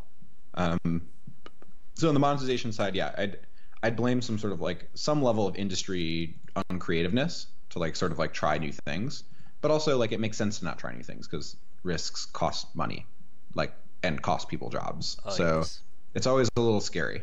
That being said, like all monetization forms, free-to-play can be predatory and not nice, to say the least, or it can actually work in service of the game. And what I mean by that is, so I'll give you an example. Battle Right. I don't know if you're familiar with this game. It came out on Steam to pretty good reviews. It's up there on Twitch. It's a pretty fun game. I really like it. I played it a lot. But I actually stopped playing it because I was out of things to do. And what happened is I bought the early access pack of the game, so I actually have all the characters unlocked forever on my account. And I got like tons of like in-game currency and stuff for cosmetics. And there's just nothing for me to work toward in that game other than just playing it for fun, which I do sometimes. But there's always this feeling, right, where it's like to some extent you want people to really feel like they're connected and working towards something in your game that is tangible. Yeah. And when you don't have any sort of like, if your primary way of doing that is through free-to-play mechanics, that's fine. But sometimes, like in the case of Battle Right, it's clear that their main progression metrics are free-to-play related. They're like unlocking new champions, right, to play with, like League of Legends or whatever. So I actually don't play that game very much because I have nothing to work toward when I play it. Like there's no reason to play it other than just to play it, which is a perfectly fine reason that, like I said, I do play sometimes. But so in some way, what I'm doing here is I'm acknowledging that I'm kind of like a base person that enjoys working toward a new character in a multiplayer game, right? I enjoy unlocking stuff. Yeah. I enjoy progression. There has to be a carrot on the stick to go for. Yeah, for sure. To keep me playing for like a really long time, I absolutely want the carrot. And I think I'm a little more aware of it because I'm a game designer, but give me the carrot on the stick. Like I want it, and that maybe isn't, people won't like put it that like bluntly a lot of the time, but I do think that like for me on a personal level, I think it's really satisfying in Magic to like build up a collection over time. Like to go to some drafts and play in some tournaments and buy a single here or there or work on my deck. And over the course of like 3 years, I have like this pile of cards that is like really unique to me, right? Because I've like worked on collecting it Yeah. myself. So I do want to emphasize that there's a component of free to play that's like, oh, it's so unethical because you have to pay to get stuff. Um, there is what I'm trying to express is that there is very strong upsides to not giving everyone everything up front and like making them slowly unlock it over time. Yeah. And they're like psychologically, just from a game design perspective, it's good. It does a lot of good, Yeah. especially for like retention and other metrics that like tend to be how these games live or die. So that'll be like the first. That's like the first bit of that. And this is all the time while acknowledging that like a great share of free to play games are predatory and horrible. Yeah. So yeah, that's more or less what I'll say about that. So that's the first part of your question, right? And I just want to interject for a quick second. Another reason, like, I think I am the same way, that I need to have that sense of progress there. I need to have a goal to shoot for. Because for me, I don't find it interesting just to play straight up multiplayer matches. Like, I don't really care about like ranking. I don't care, whatever my top placement is at the end of a season. I want to be going for something. I want to be doing something along that front. And I think that's one of the things that is always, at some point, I just fall out of love of a CCGs when it's like, I have all the cards I want, but I don't want to be playing, 500 matches, and my only goal is to get the legendary. And the other point I wanted to bring up, as you just said, in terms of locking things from the player to begin with, that I think is another major part of the new player experience. Because if your game has like 500 cards, you don't want to give a new player, here's 500 cards, build a deck of 20 out of it. They're just going to look at it and just like back away slowly, never to return. Yeah, absolutely. And I'll let you get back to the second part. Yeah. So the second part of your question was like about how cards fall in and out of vogue with regard to balance changes, the metagame, and content releases. So that's actually, to me, one of the stronger appeals of card games. The history of like, if you take any sort of like year-long slice of a card game metagame, what you're going to end up with is a lot of various sort of like slices of time in which some things were powerful and some things were weak, and someone discovered that you could play this cool card in your deck, and then someone figured out a counter to that, and you sort of end up with this chain of like little tiny events that were all sort of discovered by individuals, but they create this really interesting narrative. And I think that aspect of it's really important to preserve, like as far as like the good side of cards falling in and out of vogue. So like obviously it sucks if you spent your dust or your money in Magic to buy a certain single, and then that single like gets banned or changed or whatever, which is sort of a different thing. But also just that like your deck isn't that good in the meta right now. Like you spent $100 on a Magic deck for standard, and it's like, oh, the new set came out, my deck's not very good because they printed all these new cards. That definitely sucks. What is the better case, and I think that games have gotten better and better about this as time goes on, is making it so it's not like my deck's worthless now. It's like, look at all these shiny new things that I get to put in my deck. So that that creates like, this is an important thing about the development and balance of card games, where as a data point, as a fact, that certain people are playing certain archetypes, and they're playing those archetypes with like in a particular way. And so you actually get the luxury as a design and development team to say like, what does that person want? Like, what new awesome piece of content are they going to be really excited to put into their new deck? So that's definitely like a big part of like designing it, is like making people feel like the new thing isn't obsoleting their thing so much as like enriching and adding to it every time it happens. It adds, as you said, more variance and utility to that style. Gwent being a really good example, when they added in new spies for Nilfgaard, or cards that play off of those spies. It's a way of enriching that archetype, as opposed to saying, we're just going to introduce a brand new archetype with all new cards that is just inherently better than this one. So everyone who has those cards, you're screwed. Now you have to spend money on them. Yeah. So you never really want to create a situation like, I think Yu-Gi-Oh is like the strongest example of this, where there's just linear power creep. Yes. Like the newest thing that comes out is just strictly better than whatever you were playing with, by and large. Yeah. They do that because they don't have rotations, which is insanity. This game's been going for like 15 years and they're not rotating their cards. So the card pool is massive. But the real important note there, right, is that like there are a lot of tools in the designer toolkit just to ensure that like people are satisfied with the product that they're purchasing from you. Because again, at the end of the day, they're consumers, and it is your job as a designer or team of developers to deliver on, and to make sure to deliver on what they expect for their money and make sure that their needs are met with their time and respect their time. So, that is like, for me at least, on the CCG component, like the awesome thing about it is that consumers by and large are really sharp to see when they're being taken advantage of, and that's making it so that people who make CCG games really have to be more honest with like how they're presenting, like their monetization or their progression or what have you. So I view that as like a great thing for the industry, like the level of education that the average gamer has on that front. And I think that it definitely makes, like, the laziest thing on the planet is if in the first set we had 2 mana 2/2s, and in this set we're making 2 mana 3/3s. Like everyone can see everyone can smell that. So like nobody really does it that flagrantly anymore, but that's obviously like inappropriate. It's essentially taking advantage of people and their time.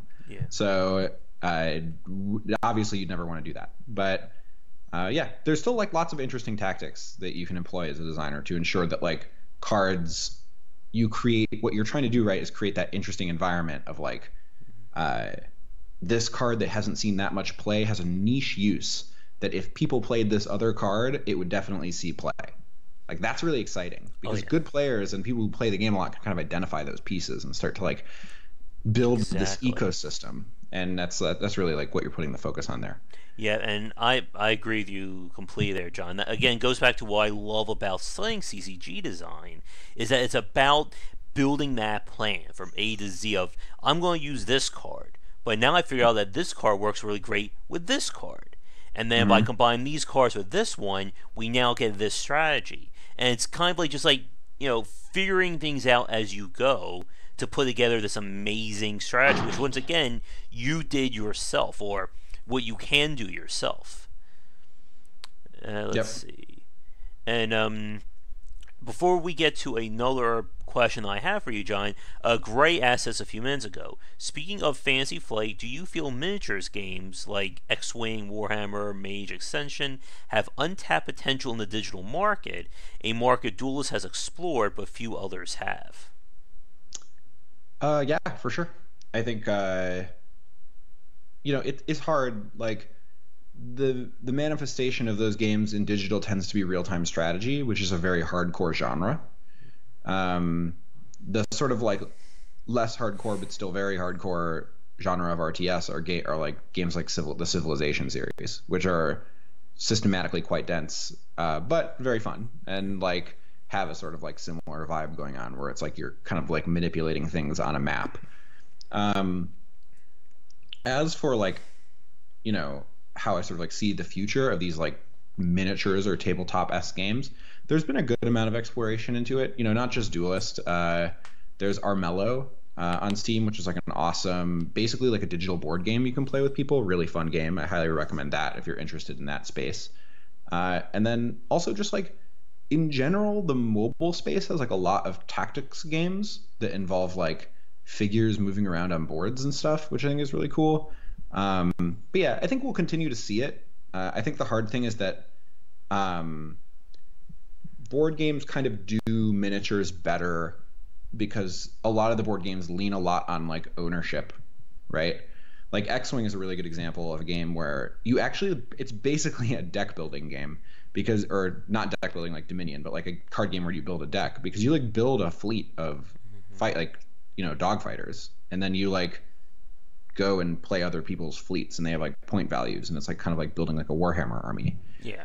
And these games like they do really well because they they reward you for spending like ponderous time considering what fleet you're going to bring to the table. And it's harder to capture that in digital. Digital, I think, kind of rewards more, like tends to want you to reward you for spending more time in game, in like engaging directly with it, rather than engaging with like the meta systems outside of it. But yeah, still very doable. I think it's just a matter of balancing those two things. All right. Now, continuing from my last question regarding card utility and keeping things and changing them, there's one major aspect of CCG design that is certainly unique to the genre, and that is, of course, rarity. As anyone who's played a CCG game will tell you, rarity and stuff along those lines is a powerful motivator for people. Whether it's getting a foil card, opening up a booster pack in Hearthstone, getting that legendary card popping up. And this is again where that intersection between balance and monetization can come into play. And I want to ask you, John, what are your thoughts on balance when it comes to having different rarity tiers? Because you can go in any different ways. Child earlier in chat, of course, mentioned like the Blue Eyes White Dragon from Yu-Gi-Oh! Being a very powerful and very rare card. And you have to be very careful when it comes to balancing these options. Like if someone pulls a legendary card, they expect, some measure of, oh my god, this card is amazing. But what do you do when you're trying to pair that card with all the other cards that you've designed so far? Yeah, it's really easy to shoot yourself in the foot answering that question. Yes. So I think maybe the best way to put it about it is to think about a few vectors. The first one is user experience. If you're going to sell booster packs to someone, how do you make it exciting? You sort of frame it like they have these rare treasures in them. That's like the standard Magic the Gathering style thing. And like, every 2 years or so, the internet goes berserk over the concept of the Magic the Gathering booster pack. And that's fine. I think that companies definitely step out of line in terms of exploiting that system. And honestly, on a personal note, I don't think it's definitely not my favorite way of, like, randomized content is fine and has upsides for companies and consumers. But I think I think there might be some room for innovation there to improve on it. So I will say this. To anyone who's ever cracked open a sick like foil card out of a Magic the Gathering pack, yeah, it's awesome. It feels real good. I opened a foil Jace the Mind Sculptor when I was like 23 or something out of a World Wake pack, and I remember just being like, yeah, like I like freaked out because I was like, yo, that's like $100, like sick, whatever.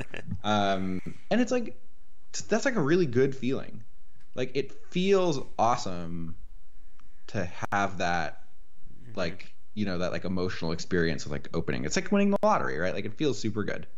So yeah, as far as engaging with a product goes, if the primary way you sell your product is through randomized content, it's cool that there's like an emotional roller coaster that happens there. Like it creates like engagement with the product. It makes people like fascinated. Like it makes people want to open up the packs. Like it creates like its own fun around it, right? Like when someone's opening up a pack at a card store, people gather around like, oh, what rare did you get? Right? Like it builds community. Like it has all of these like tremendous upsides.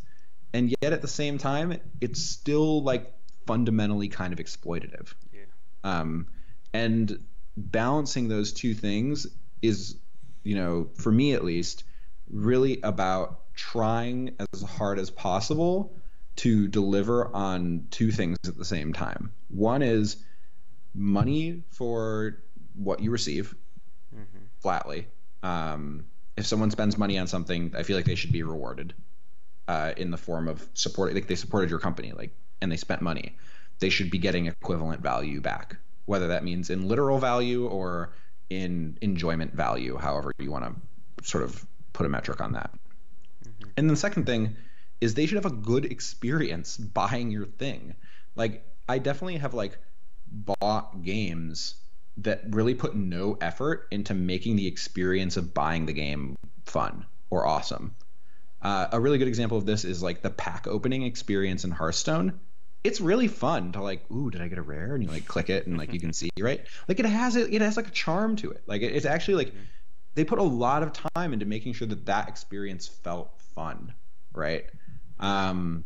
I mean, it's only fun. You open like 50 packs in a row, and it wears off pretty quick in that case.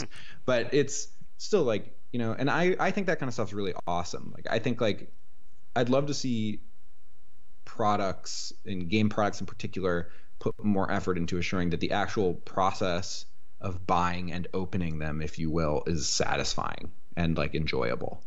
So I think there's like a lot of upside there in terms of the experience that you can create with people, which I think is really cool. And then again, yeah, there's the negative side, which has been like a big point of like talk for like the consumer base of video games lately. It's like things like Star Wars Battlefront, where it's just like loot crate nightmare. Which they did that to themselves, and they are horrible because they want the monies.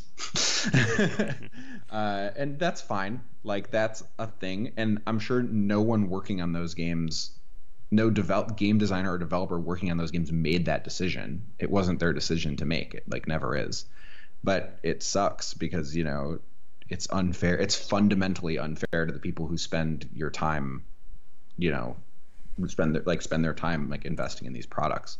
So those are things to balance in terms of the actual monetization model itself. When it comes to the actual design of the cards, yeah, you definitely want, and like this, there's a few things connected here. You totally want like a rare card to be powerful sometimes, because you want people to be excited when they open the card, first of all, and you also want people like they're working towards something. You want people to go like, oh, this new card's come out, I can't wait to get that in my deck. And again, it's that progression thing. You want people to feel like they're working towards acquiring the resources to make that card and add it to their deck. And then the joy they'll have when they finally get it and they like go into a game and they play, right? And it might only take like a few games to unlock a copy of this card, right? It might take a very small amount of time. But at least sort of having people's like have that experience of like achieving the card itself and then being like, yeah, I'm so excited.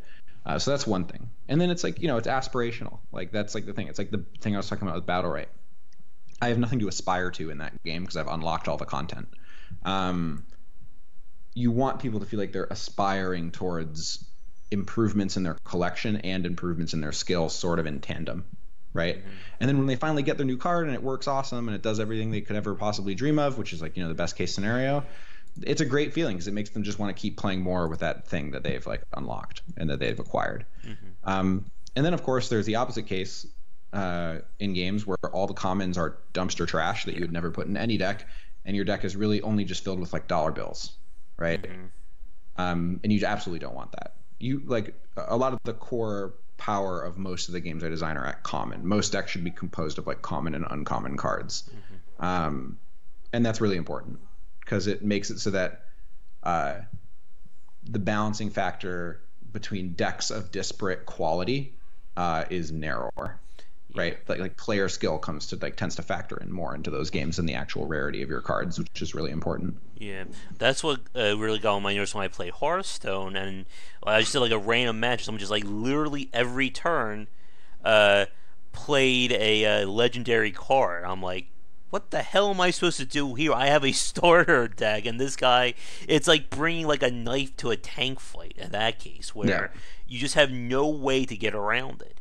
And that's one of the hardest aspects of these games. One of the things I did like about with Gwent, with how you can, there is a hard limit in terms of deck building. Like, I literally can't put every gold card of Nilfgaard in my deck. No matter how much I would love to do that, just throw everything in there, I can't do that. It doesn't work. And that kind of limitations of decks, I mean, that topic right there, that's an hour and a half discussion I think we could have. But I want to touch on that and how it factors into this question. Because actually defining a limit to a deck is another major aspect of what makes a CCG different from other games. Obviously for you, John, and for the folks watching, you of course know about the Sophie's choice of trying to build a deck when you have a hard limit. If I can only build a deck of 30 cards, that's it. I can't have 29, I can't have 31. And it always feels like, and this is of course I think a major part of designing these games, that it always feels like you're just like one or two cards away from like your dream combination. But you have to have those limits. So as a CCG designer, John, how do you approach like actually defining the limits of a deck in your game? Because as you said, when you have like hundreds of cards, how do you decide, I want my game to be made of 20 cards or 30 cards or 50 or whatever? Yeah, so it depends on a variety of factors. I think the thing that's important to understand is that the less cards that are in your deck, the easier it is for people to build decks, usually.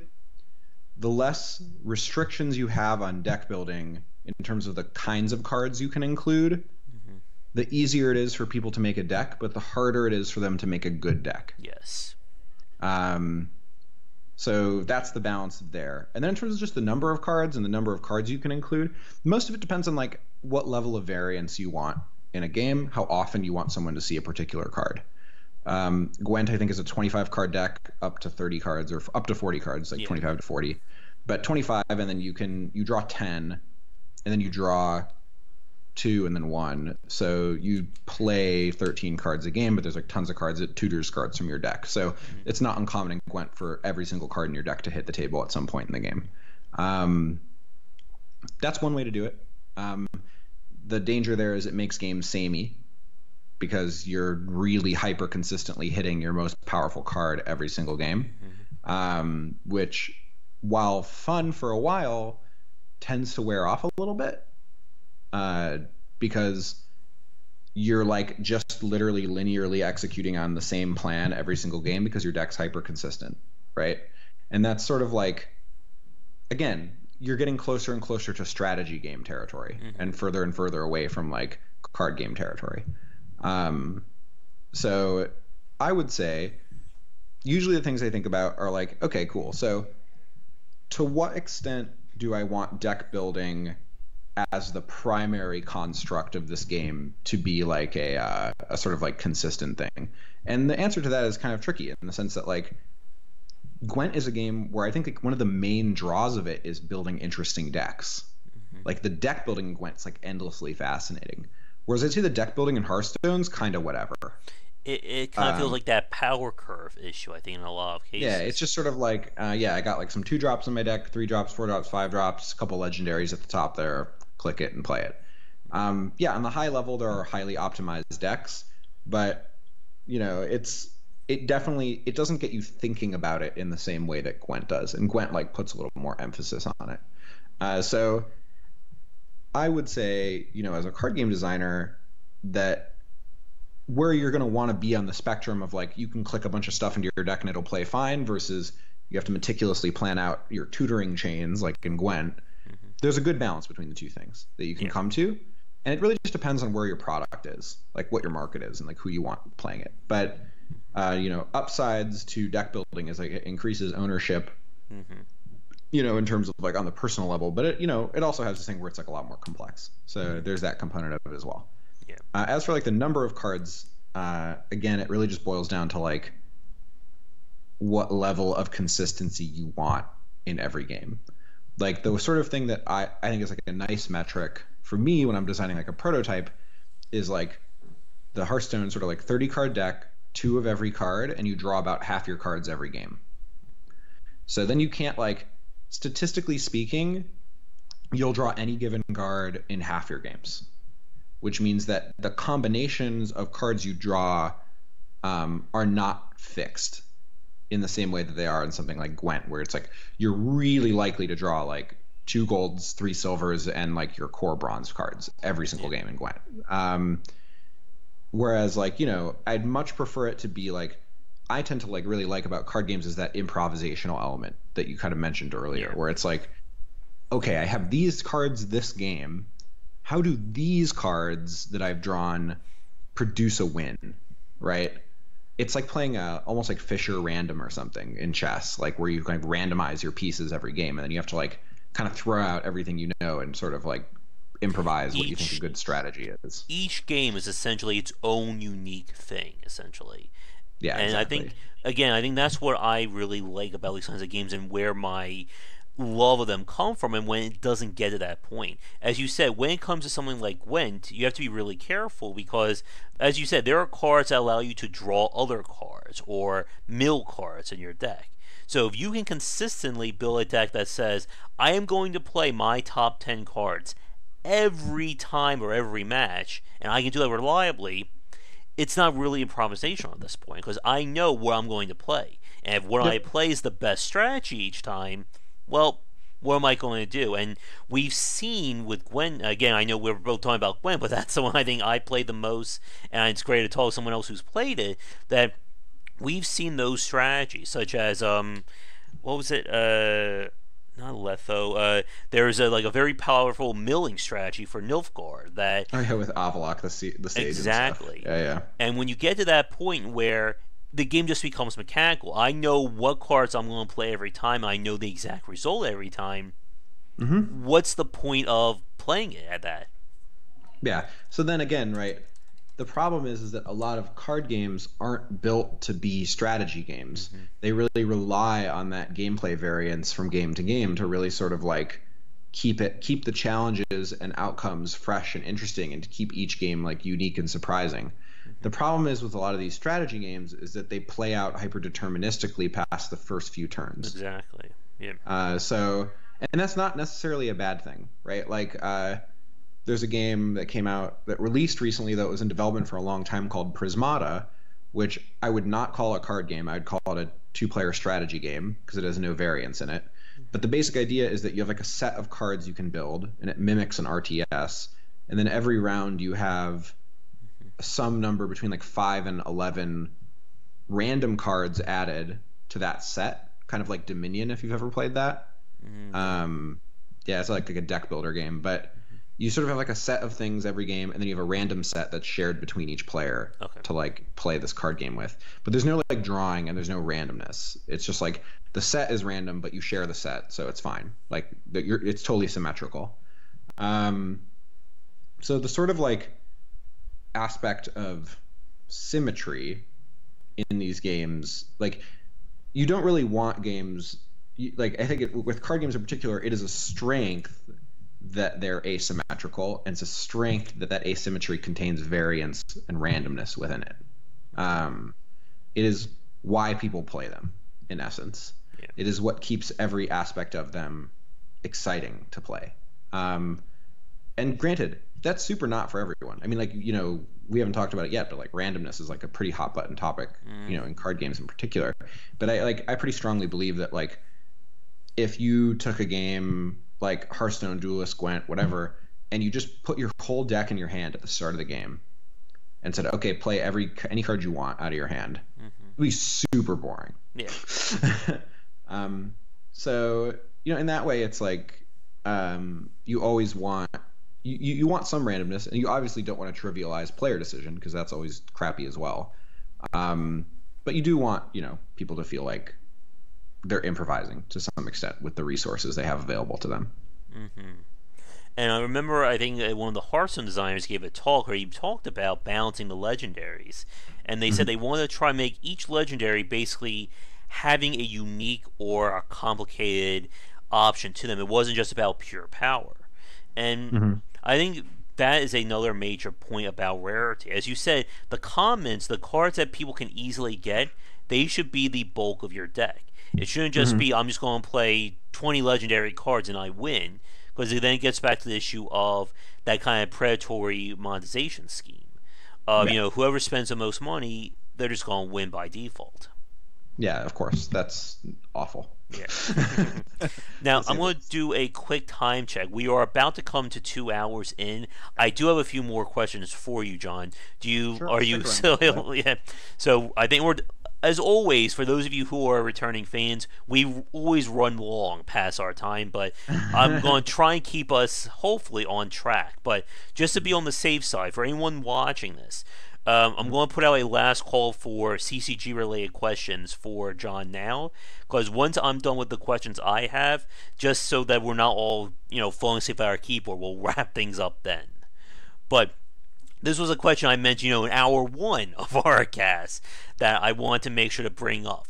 And that is the idea of nerfing or changing content. Again, we've talked about this in bits and pieces throughout our chat, but I wanted to bring it up here because this is a major part of, again, sustaining CCG design over the length of however long these games last. As we've talked about, there is that personal connection players have to their cards or units and decks. But obviously, when it comes to any live game, changes have to be made. You can't just keep things around. Again, as we've said, if the meta becomes stabilized, you've kind of failed as a designer. If everyone knows what the best card combination is, there's not much of a game anymore. So I have two parts of this question for you, John. The first part is, how do you approach when it's time to change something, whether make it stronger or make it worse? Okay. So the first thing is you almost never want to buff things because it's a never-ending thing.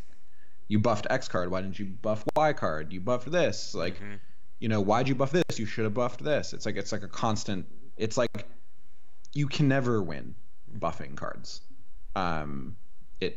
It's an endless cycle of needing to buff and like improve things, and all you end up doing is either making a bunch of bad cards marginally better, which means they're probably still bad, while also sort of like polluting the message of your balance with like all this like reasoning for why this card should be slightly better based on play rates.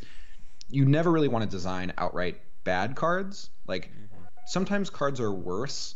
You choose to make them intentionally worse than other cards because you don't think it would be that fun if this particular card was in a lot of decks.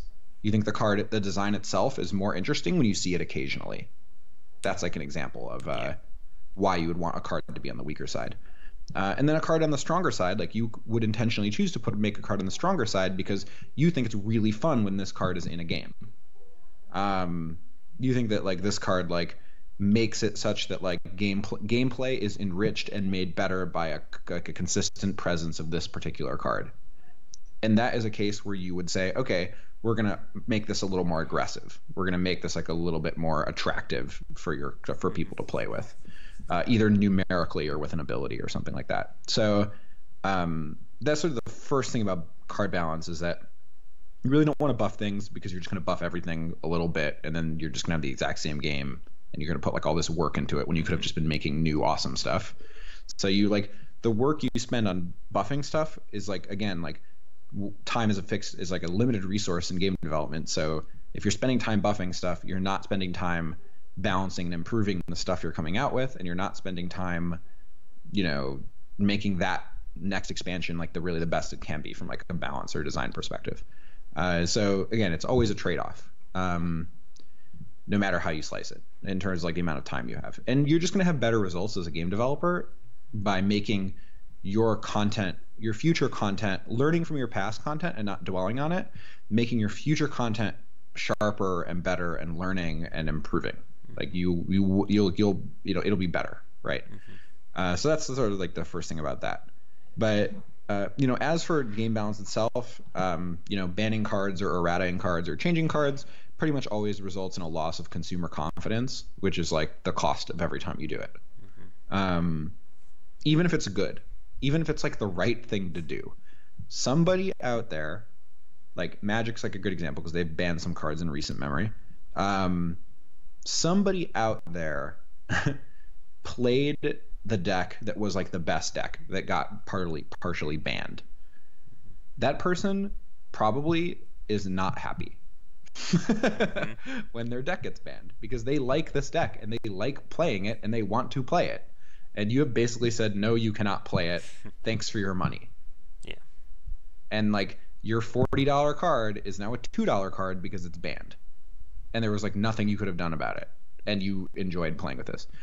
That's not a happy player of your game, right?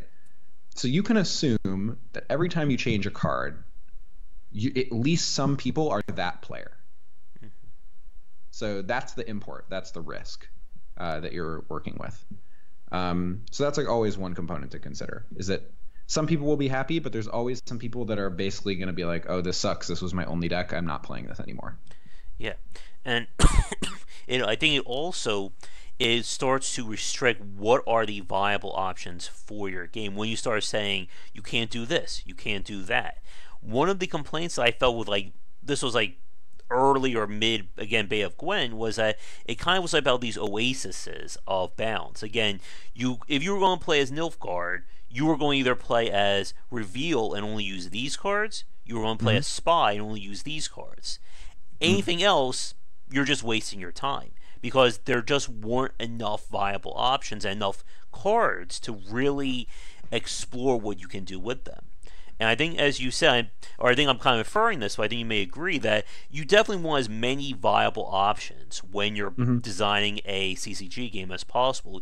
You want every card to have some kind of utility. You never want to say, this card, don't bother using. It will never be good. There is always a better card to it. And Mm-hmm. using this card is basically a sucker's bet. Yeah. And sometimes the value of a card is that it's a meme.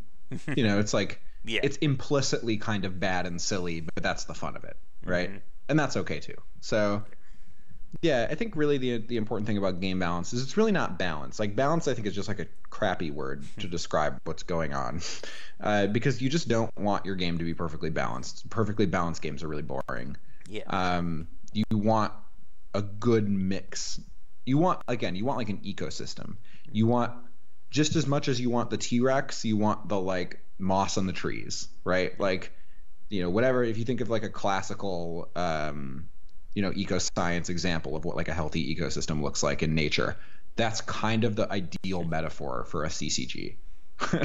you want the deer and you want like the lions and like you want like all kinds of stuff going on, and you want them all to interact and thrive in unique ways relative to the whole context. So much easier said than done, and I've never really seen a game that's totally succeeded at it, in part because you get a development team of 6 people or something, you're not gonna catch it all. Yeah. And again, it's better to take risks than to be safe and boring. So as a result, you'll end up in a position inevitably where you'll have to like make a change, and you'll see something that you totally missed as a designer, and that's always going to happen. Yeah. But there are plenty of times I've designed a card where I was like, you know what, this card is not that good. It's super weird. I don't think I'm not even sure if people are going to like it. I think some people will like it. It's not really going to be playing tournaments, etc.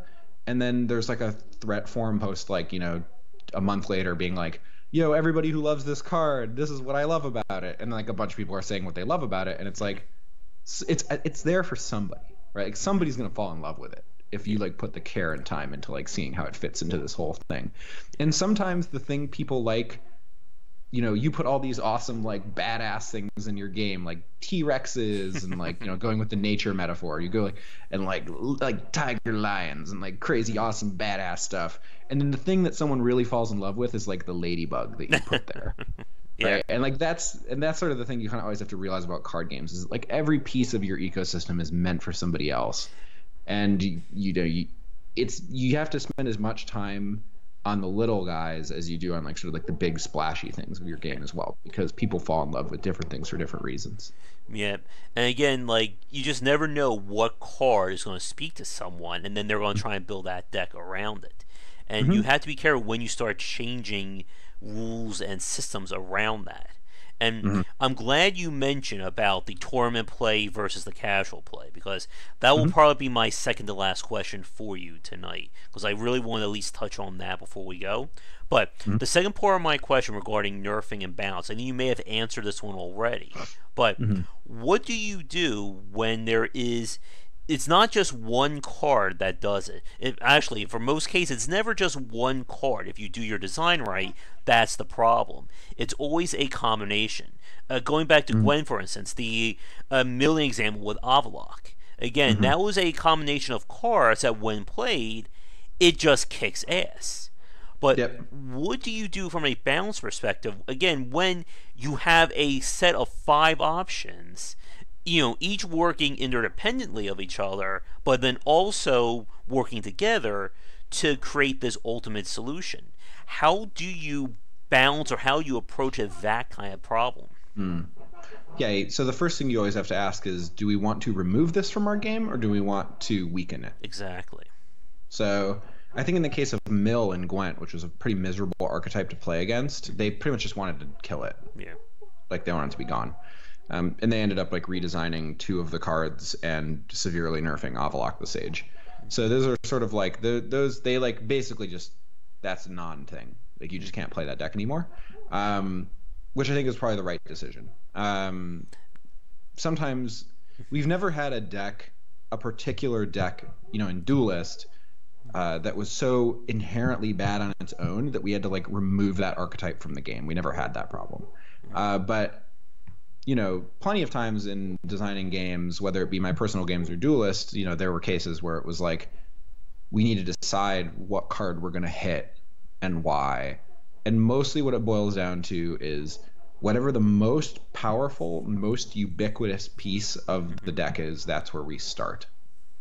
And the reason you start there is because a lot of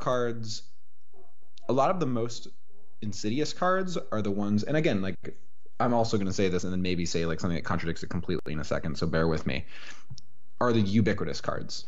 Cards where it's like the reason why, this faction is good is because every single deck plays these 9 cards in this faction, and no matter what, they like play these. And then that sort of like clouds your ability to make judgments about the rest of the card pool because it's like they're so dependent on those particular cards. Going back to the first time user experience thing, you do want some common and uncommon cards that are ubiquitous that you'll see in like almost every deck because they give new players an anchor to start building off of. So you do want some powerful cards that you see a lot because it's easier for people to have access to them. It's easy for people to understand them and understand how to make them better and like work in their decks and stuff. But when it comes to how you decide to nerf something, I'd almost always say you start with the most ubiquitous piece and then see what effect that has and then go with the next most ubiquitous piece. Or it's like you sort of say like when it's sort of like these two cards are directly causing a combo, you can just, that is like ruining play experience for people, you can totally just like axe one of them and like nerf one really hard, and then it just nerfs like it like tears apart the whole combo. So usually I would say you almost always only have to change 1 or 2 cards. And the fewer cards you change, the better. Yeah. Because the optics are stronger for your community. Your community is going to see, oh, they changed this exact 1 card or these exact 2 cards. This is the reasoning for why they did it. Cool, I get it. But if it's like a list of like, we made these 11 cards all 1 mana different, and this card has 1 more attack than it did before. Well, this card has 3 less toughness. It's like, what is the takeaway? Yeah, what just happened here? Yeah, exactly. So it's like you don't want to muddle the mixture and like make your message unclear to your community. You want your community to say like, cool, we said that this deck was too strong, and then they changed these 2 cards, which were the cards that by and large were the most ubiquitous in those decks empirically. Cool, get it. Yeah, get it done, move on.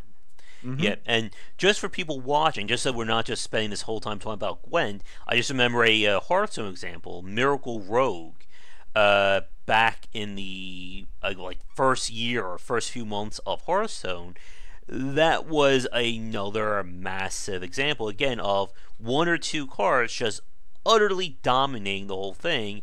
And as you said, John, like, everyone knew what the problem was. They knew exactly what cards were causing it. They knew the reason why. And it was just waiting for Blizzard to, bang the gavel and say, these cards need to be changed, because it was just utterly common for everybody to use. Yeah, it was like Sylvanas was one of the big ones, right, for a long time. And yeah, in the early days. And hi, Lassus. Thanks for coming on. We are discussing CCG design and balance, but I'm afraid you have come on just at the tail end, because we've been going for about 2 hours now, and I know we're both starting to feel it. So we're going to get to our final set of questions before, again, we just collapse our respective keyboards. So here's the second to last question. And again, John, it's been, if I didn't say it, it's been fascinating talking with you tonight. I definitely want to thank you for coming on, and if you are free after GDC, I'll be more than happy to have you back on to discuss more CCG design. Cool. But yeah, absolutely, this has been awesome. But like I said, there has to be an end to these casts because we just can't talk about design for like 5, 6 hours. Our brains will start to collapse in on themselves. Yeah, and my vocal cords will go I nuts. know mine are starting to go as well. So here's my second to last question. It's one that it's a major part of CCG design that we have to at least touch on, and that is the casual versus the hardcore or tournament level play. Because this is another major part about balance. Again, as someone who's followed Gwent, you know how there is the regular ladder and then there's the pro ladder in that game. And Yeah, absolutely. you see different strategies and different things evolve between casual play and competitive level. And this is another major factor of balance. Because the casual players, again, they will fixate on a few powerful combinations because they are new. They don't have 500 hours of play. But when we get to competitive and tournament level, this is where you see a different status of playing these games. While these players may still use, stuff like Spy Nilfgaard or Machine Northern, you'll see unique cards. You'll see that X factor start to play out. They may use like 24 of the 25 cards of Spy Nilfgaard, but then they'll throw in something completely different that can completely redefine that deck. And the question, though, for you is, how do you approach balance on that front when you essentially are playing two different games? And I think you may have partially answered this with your ecosystem example. Yeah. So I think that's the main thing, right? Is that the tournament player, nobody starts off as a tournament player. Yes. That's the first thing I'll say. When someone comes to your game, your first week playing a game is not like, I can't wait to be a tournament player. Oh, yeah. It's like, and even for people who are really competitive and really drawn to the idea of tournaments, I think that at first you just have to feel it out and see if you like what you're playing. So in that sense, what you want is that experience, or at least that low level experience of discovery to be like pretty concise, to like sort of, you want the game to like explain its mechanics well to people, like, so like your audience, when that brings people into playing your game. And then what you have is like people, like I know plenty of people who play a few games a week of Duelist, or play a few games a week of Hearthstone, or whatever the case may be. And in those particular games, I think it's pretty interesting because it's like, that's really like your average case is someone who just either does their daily quest and that's it, or someone who just plays 5-ish games a week and that's it, which is less than an hour commitment to play 5 games. So, in that sense, because that's where most of your audience is, this is where a lot of that stuff I was talking about earlier really comes into play, which is making sure the cards read simple, making sure that like comprehension in the game, like one's ability to comprehend what is happening in the game is very high. Like that is like a very important responsibility on the part of the designer to ensure that like that you are able to, as a player, parse out all of these systems and have like some cohesive idea of like what exactly is happening when you like boot up a card game or sit down to play a game of Magic or whatever. So I put a ton of design emphasis personally on that side of it. It's like way weighted towards that because it's the great majority of your users, right? In any free-to-play game. So that's the first component of it. And this is pretty well understood, I think, in the free-to-play industry. But like, it's the most of your users are these like, casual players. And, I will say a couple things about casual players that a lot of people don't say. The first thing is that casual players care just as much about winning as competitive players. There's like this conception that like, oh, casual players don't really care about winning, and it's like, yeah, they do. Yeah, like, no one wants to see you lose on a screen. Yeah, no one wants to lose. Everyone Yeah. wants to win, even if you're casual, right? Like it doesn't really make sense. Or like, oh, they're just like less invested and they're just playing like randomly or something, and it's just like, or like they're just not taking it as seriously, and it's like, okay, so maybe I'll concede that like they're not as like, they're not pro esports level, yeah. Yeah, but I would say that when I casually play a game, I make an honest attempt to make good plays, right? That makes sense. That like to me, I understand. So it's so that in a lot of ways, like your casual player is like just enjoying your game in the exact same way that a competitive player is. They just have less aspiration around how they're spending that time. So that's kind of how I'd differentiate the two. Is tournament players tend to be aspirational about competing, and casual players tend to just play the game in the exact same way as tournament players. They just play less often and with less emphasis on optimization. But yeah, either way, I'd say that like balancing these two systems is not easy, because your game. There's this old saying. I think the web series, it might have been Extra Credits that said this initially. I don't know if you're familiar with them, but they do awesome game content. They said that designing a game is not about making the most complex game you can make. It's really about making the deepest game that you can make when it comes to multiplayer. And the reason that distinction is important is that you can definitely play these games that are so systematically dense you have no idea what's going on in them, like the moment you boot them up. And those games might be very deep, but 99% of the players, so I think a good example is Dwarf Fortress. Dwarf Fortress is a very deep game. Yeah. You can spend a lot of time playing Dwarf Fortress and getting better at it, much like at any classical roguelike. You can spend forever playing these games. But the fascinating thing is that the sort of 99% of the people that ever play those games will never access any of that depth because they just get turned away by how complex the system is. Exactly.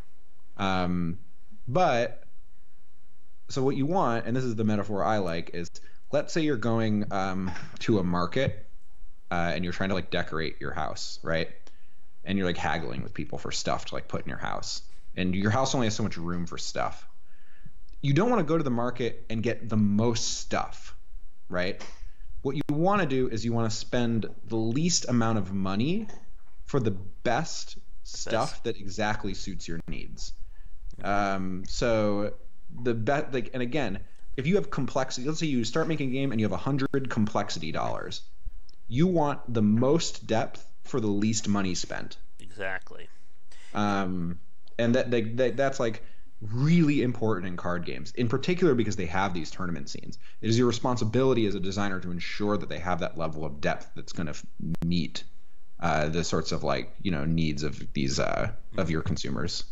Yeah, and I'm kind of sad that you brought up depth versus complexity, because that is a major topic. That's another one that I love to talk about, and that would take us into probably day 2 or 3 of our podcast if we start talking about it now.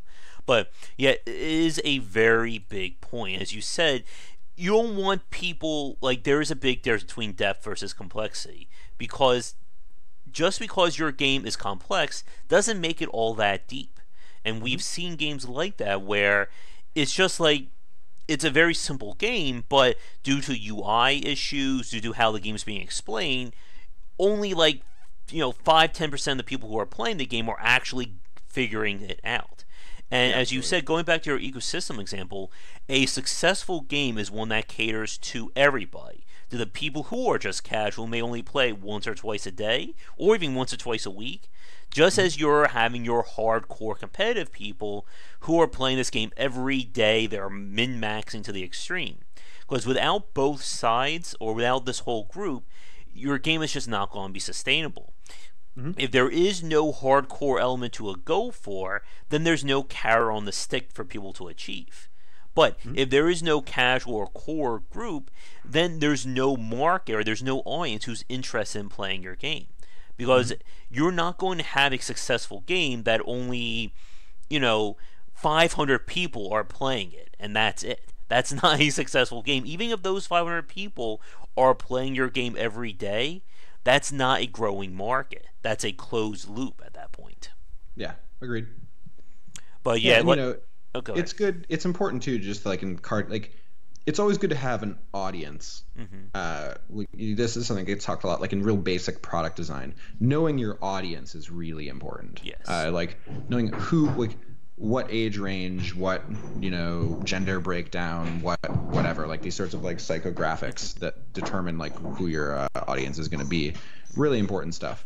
But once you sort of establish that, you really have to think about individual people and individual needs within that. You can't just statistically be like, these are like 16 to 24-year-old boys and men who play this game, and that's who our audience is. Like, no, your audience is like individual people that have a particular relationship with the game you're making, and making that, like, it's your, you know, responsibility to like make that as strong as possible, and like make sure that each individual is catered to well. Yeah, and again, complexity is not a goal of any video game. You don't want your game to be complex. You Never, want it to be yeah. deep. But again, that is a topic way too big for us to get to after, since we're approaching 2.5 hours in at this point. So, All right, cool. What, you have one more for me? yeah, this is our last question. Then we are done. You know, we can all go back to our lives, refill our drinks, have some dinner, and all that. So, Yeah, sounds good. here's our last question for our chat, and I think this is a good bow to wrap it up on. But if, you know, push came to shove, and again, we've touched on this, I think, many times over our cast, but to wrap it up on, what do you consider are the core elements that make a good CCG, and what do you think makes a bad one, or one that isn't going to work in the market? So this is probably, a lot of what I'm going to say is probably going to apply to a lot of games. Yes. And not explicitly CCGs, though I'll try and keep it like a little more CCG centric. Games are products, like I just mentioned, and they pretty much thrive on having people support them, communities that spring up around them that attract more people to them, and like all these other sorts of ways. So you always kind of have to understand that on, you know, some pretty basic level, that whatever game you're making needs to be made for a particular audience. So that's like a general thing that is just like an important detail to like always kind of bear in mind. When it comes to designing good CCG mechanics, usually the best ones really understand their audience super well. So I think Pokemon TCG is like a great example. Pokemon TCG is a real simple game. It involves a lot of coin flipping, like outright, like cards say like flip a coin. If it's heads, do 40 damage. If it's tails, do no damage. Which as an adult is like infuriating. Like I would never want, like, you know, it's like I don't want to play that. But their audience is kids, like children, right? Like people, very young people. So it really works for them because it like creates a really obvious way for games to be exciting without you needing to understand a lot of systems. Deciding something by the flip of a coin, whether you want to admit it or not, is pretty exciting because the whole game like rides on this moment of like, it's like Ragnaros and Hearthstone. It's like, is it going to hit him or not? Right? Like it creates this emotional spike in the game. And almost all good CCGs have these emotional spikes where you are like clenched up on the edge of your seat waiting for them to play their next card, because it could be the thing that totally blows you out of the water, or it could be the thing, or it could be a dud and you get to cheer, right? Or you're waiting for, you know, you have this card in your hand. It's like, if I can play this card, you know, my whole domino effect of what I've done these last 5 rounds, it's going to come to fruition. But what if they play something that completely breaks my hand, you know? You know, what, you know, it's like, just play your damn card. I won't play this card. I'm waiting for it. Yeah. Oh, and someone just mentioned in the chat, I don't mean to say that Pokemon is a game that only kids can enjoy. I definitely have played Pokemon and enjoy it. But yeah, it's sort of the funny thing about that, right, is that it's like all these games have these tension mechanics, right? They have moments where the combinatorics of the two players engaging with the game systems heightens emotionally throughout the game and leads to these spikes and moments of like release within the game. Games with randomness tend to do that way better than games without randomness. They tend to create the like, yeah, you know, like I did it, versus the like, oh shit, I got wrecked, you know, like they have the dichotomy like perfect, you know, with that variance. So it's a hard, like, it's very different. It's a very different feeling to beat someone because you outplayed them versus beat someone because a few things went your way. Yeah. And it's very different to lose because you got outplayed versus, you know, yeah, it's very different to lose because you got outplayed versus lose because like something randomness happened and you lost. And there's ups and downs to like each sort of way that these things work. It doesn't have to be like, you don't have to really be all in on coin flips like Pokemon is. You could definitely like for example, one example is a lot of people don't intuitively understand this because it is slightly counterintuitive, but rolling a lot of dice is less random than rolling one die, right? Because Yes. the sample size distinction. So there's a lot of games that have randomness in them, but you roll like a lot of dice. Netrunner is one of those games. A lot of random stuff happens in Netrunner, but so much randomness happens over the course of a game that it usually neutralizes out. Mm-hmm. Right? It usually what it does is creates a varied gameplay experience without making games just too often decided by luck or the flip of a coin. It's not like one card or one dice roll and the game is over, essentially. Yeah. Whereas you see like in online games, you do run into this sometimes. Like in Hearthstone, sometimes like the game actually is decided by the flip of a coin because of a card effect, which is not problematic necessarily. I think it kind of works for their audience. But it is something that some people are going to be more offended by than others. So, but yeah, I would say that the core thing to me that makes CCGs work is, like I said before, customization, personal ownership of your deck or your strategy or whatever. And then the second thing is that emotional curve that is a CCG. And that kind of roller coaster of emotions that can happen over the course of a single game, I think, is really powerful. And CCGs just do a great job managing that. And again, trying to keep the variance as high as possible so that the player, they know the basic rules, but it's always about, what am I doing this round? It's not like I pre-plan, 20 rounds of playing this game, and I know exactly what's going to happen each and every time. Yeah. So I'd say that, like, you want the sort of, yeah. I don't think all good card games have high variance, but I do think all card games should have, like I think you kind of already said it, but like, all card games play out uniquely in each game, I guess is maybe the best way of putting it, is that it's not like executing a build order in StarCraft, right? Yes. It doesn't have it's not the same thing where it's like, I have the same pieces, I execute on them. Each and every time this exact same way. Yeah, exactly. It's about that sort of like, it's like, for example, it's like playing a game of Magic and you miss your third land drop, right? And it's like, how do I have to adapt now relative to having missed this land that I needed? And like that creates interesting gameplay dynamics because it forces asymmetry onto a game that would otherwise be symmetrical, which is why, in games like Hearthstone, they actually put a lot of randomness on the cards because they're compensating for having like less randomness in the resource management of the game. Yes. And again, there's so much I can segue into, but I know we're both feeling it now. So we're going to end our cast for tonight. For those of you who've been watching this, either live or record, who have made it through it with us, thank you so much for tuning in. But again, John, if you're free after GDC and you'd like to come back on to talk, we can certainly have another lengthy philosophical chat about game designing. For the fans watching, that's what we can do here very easily.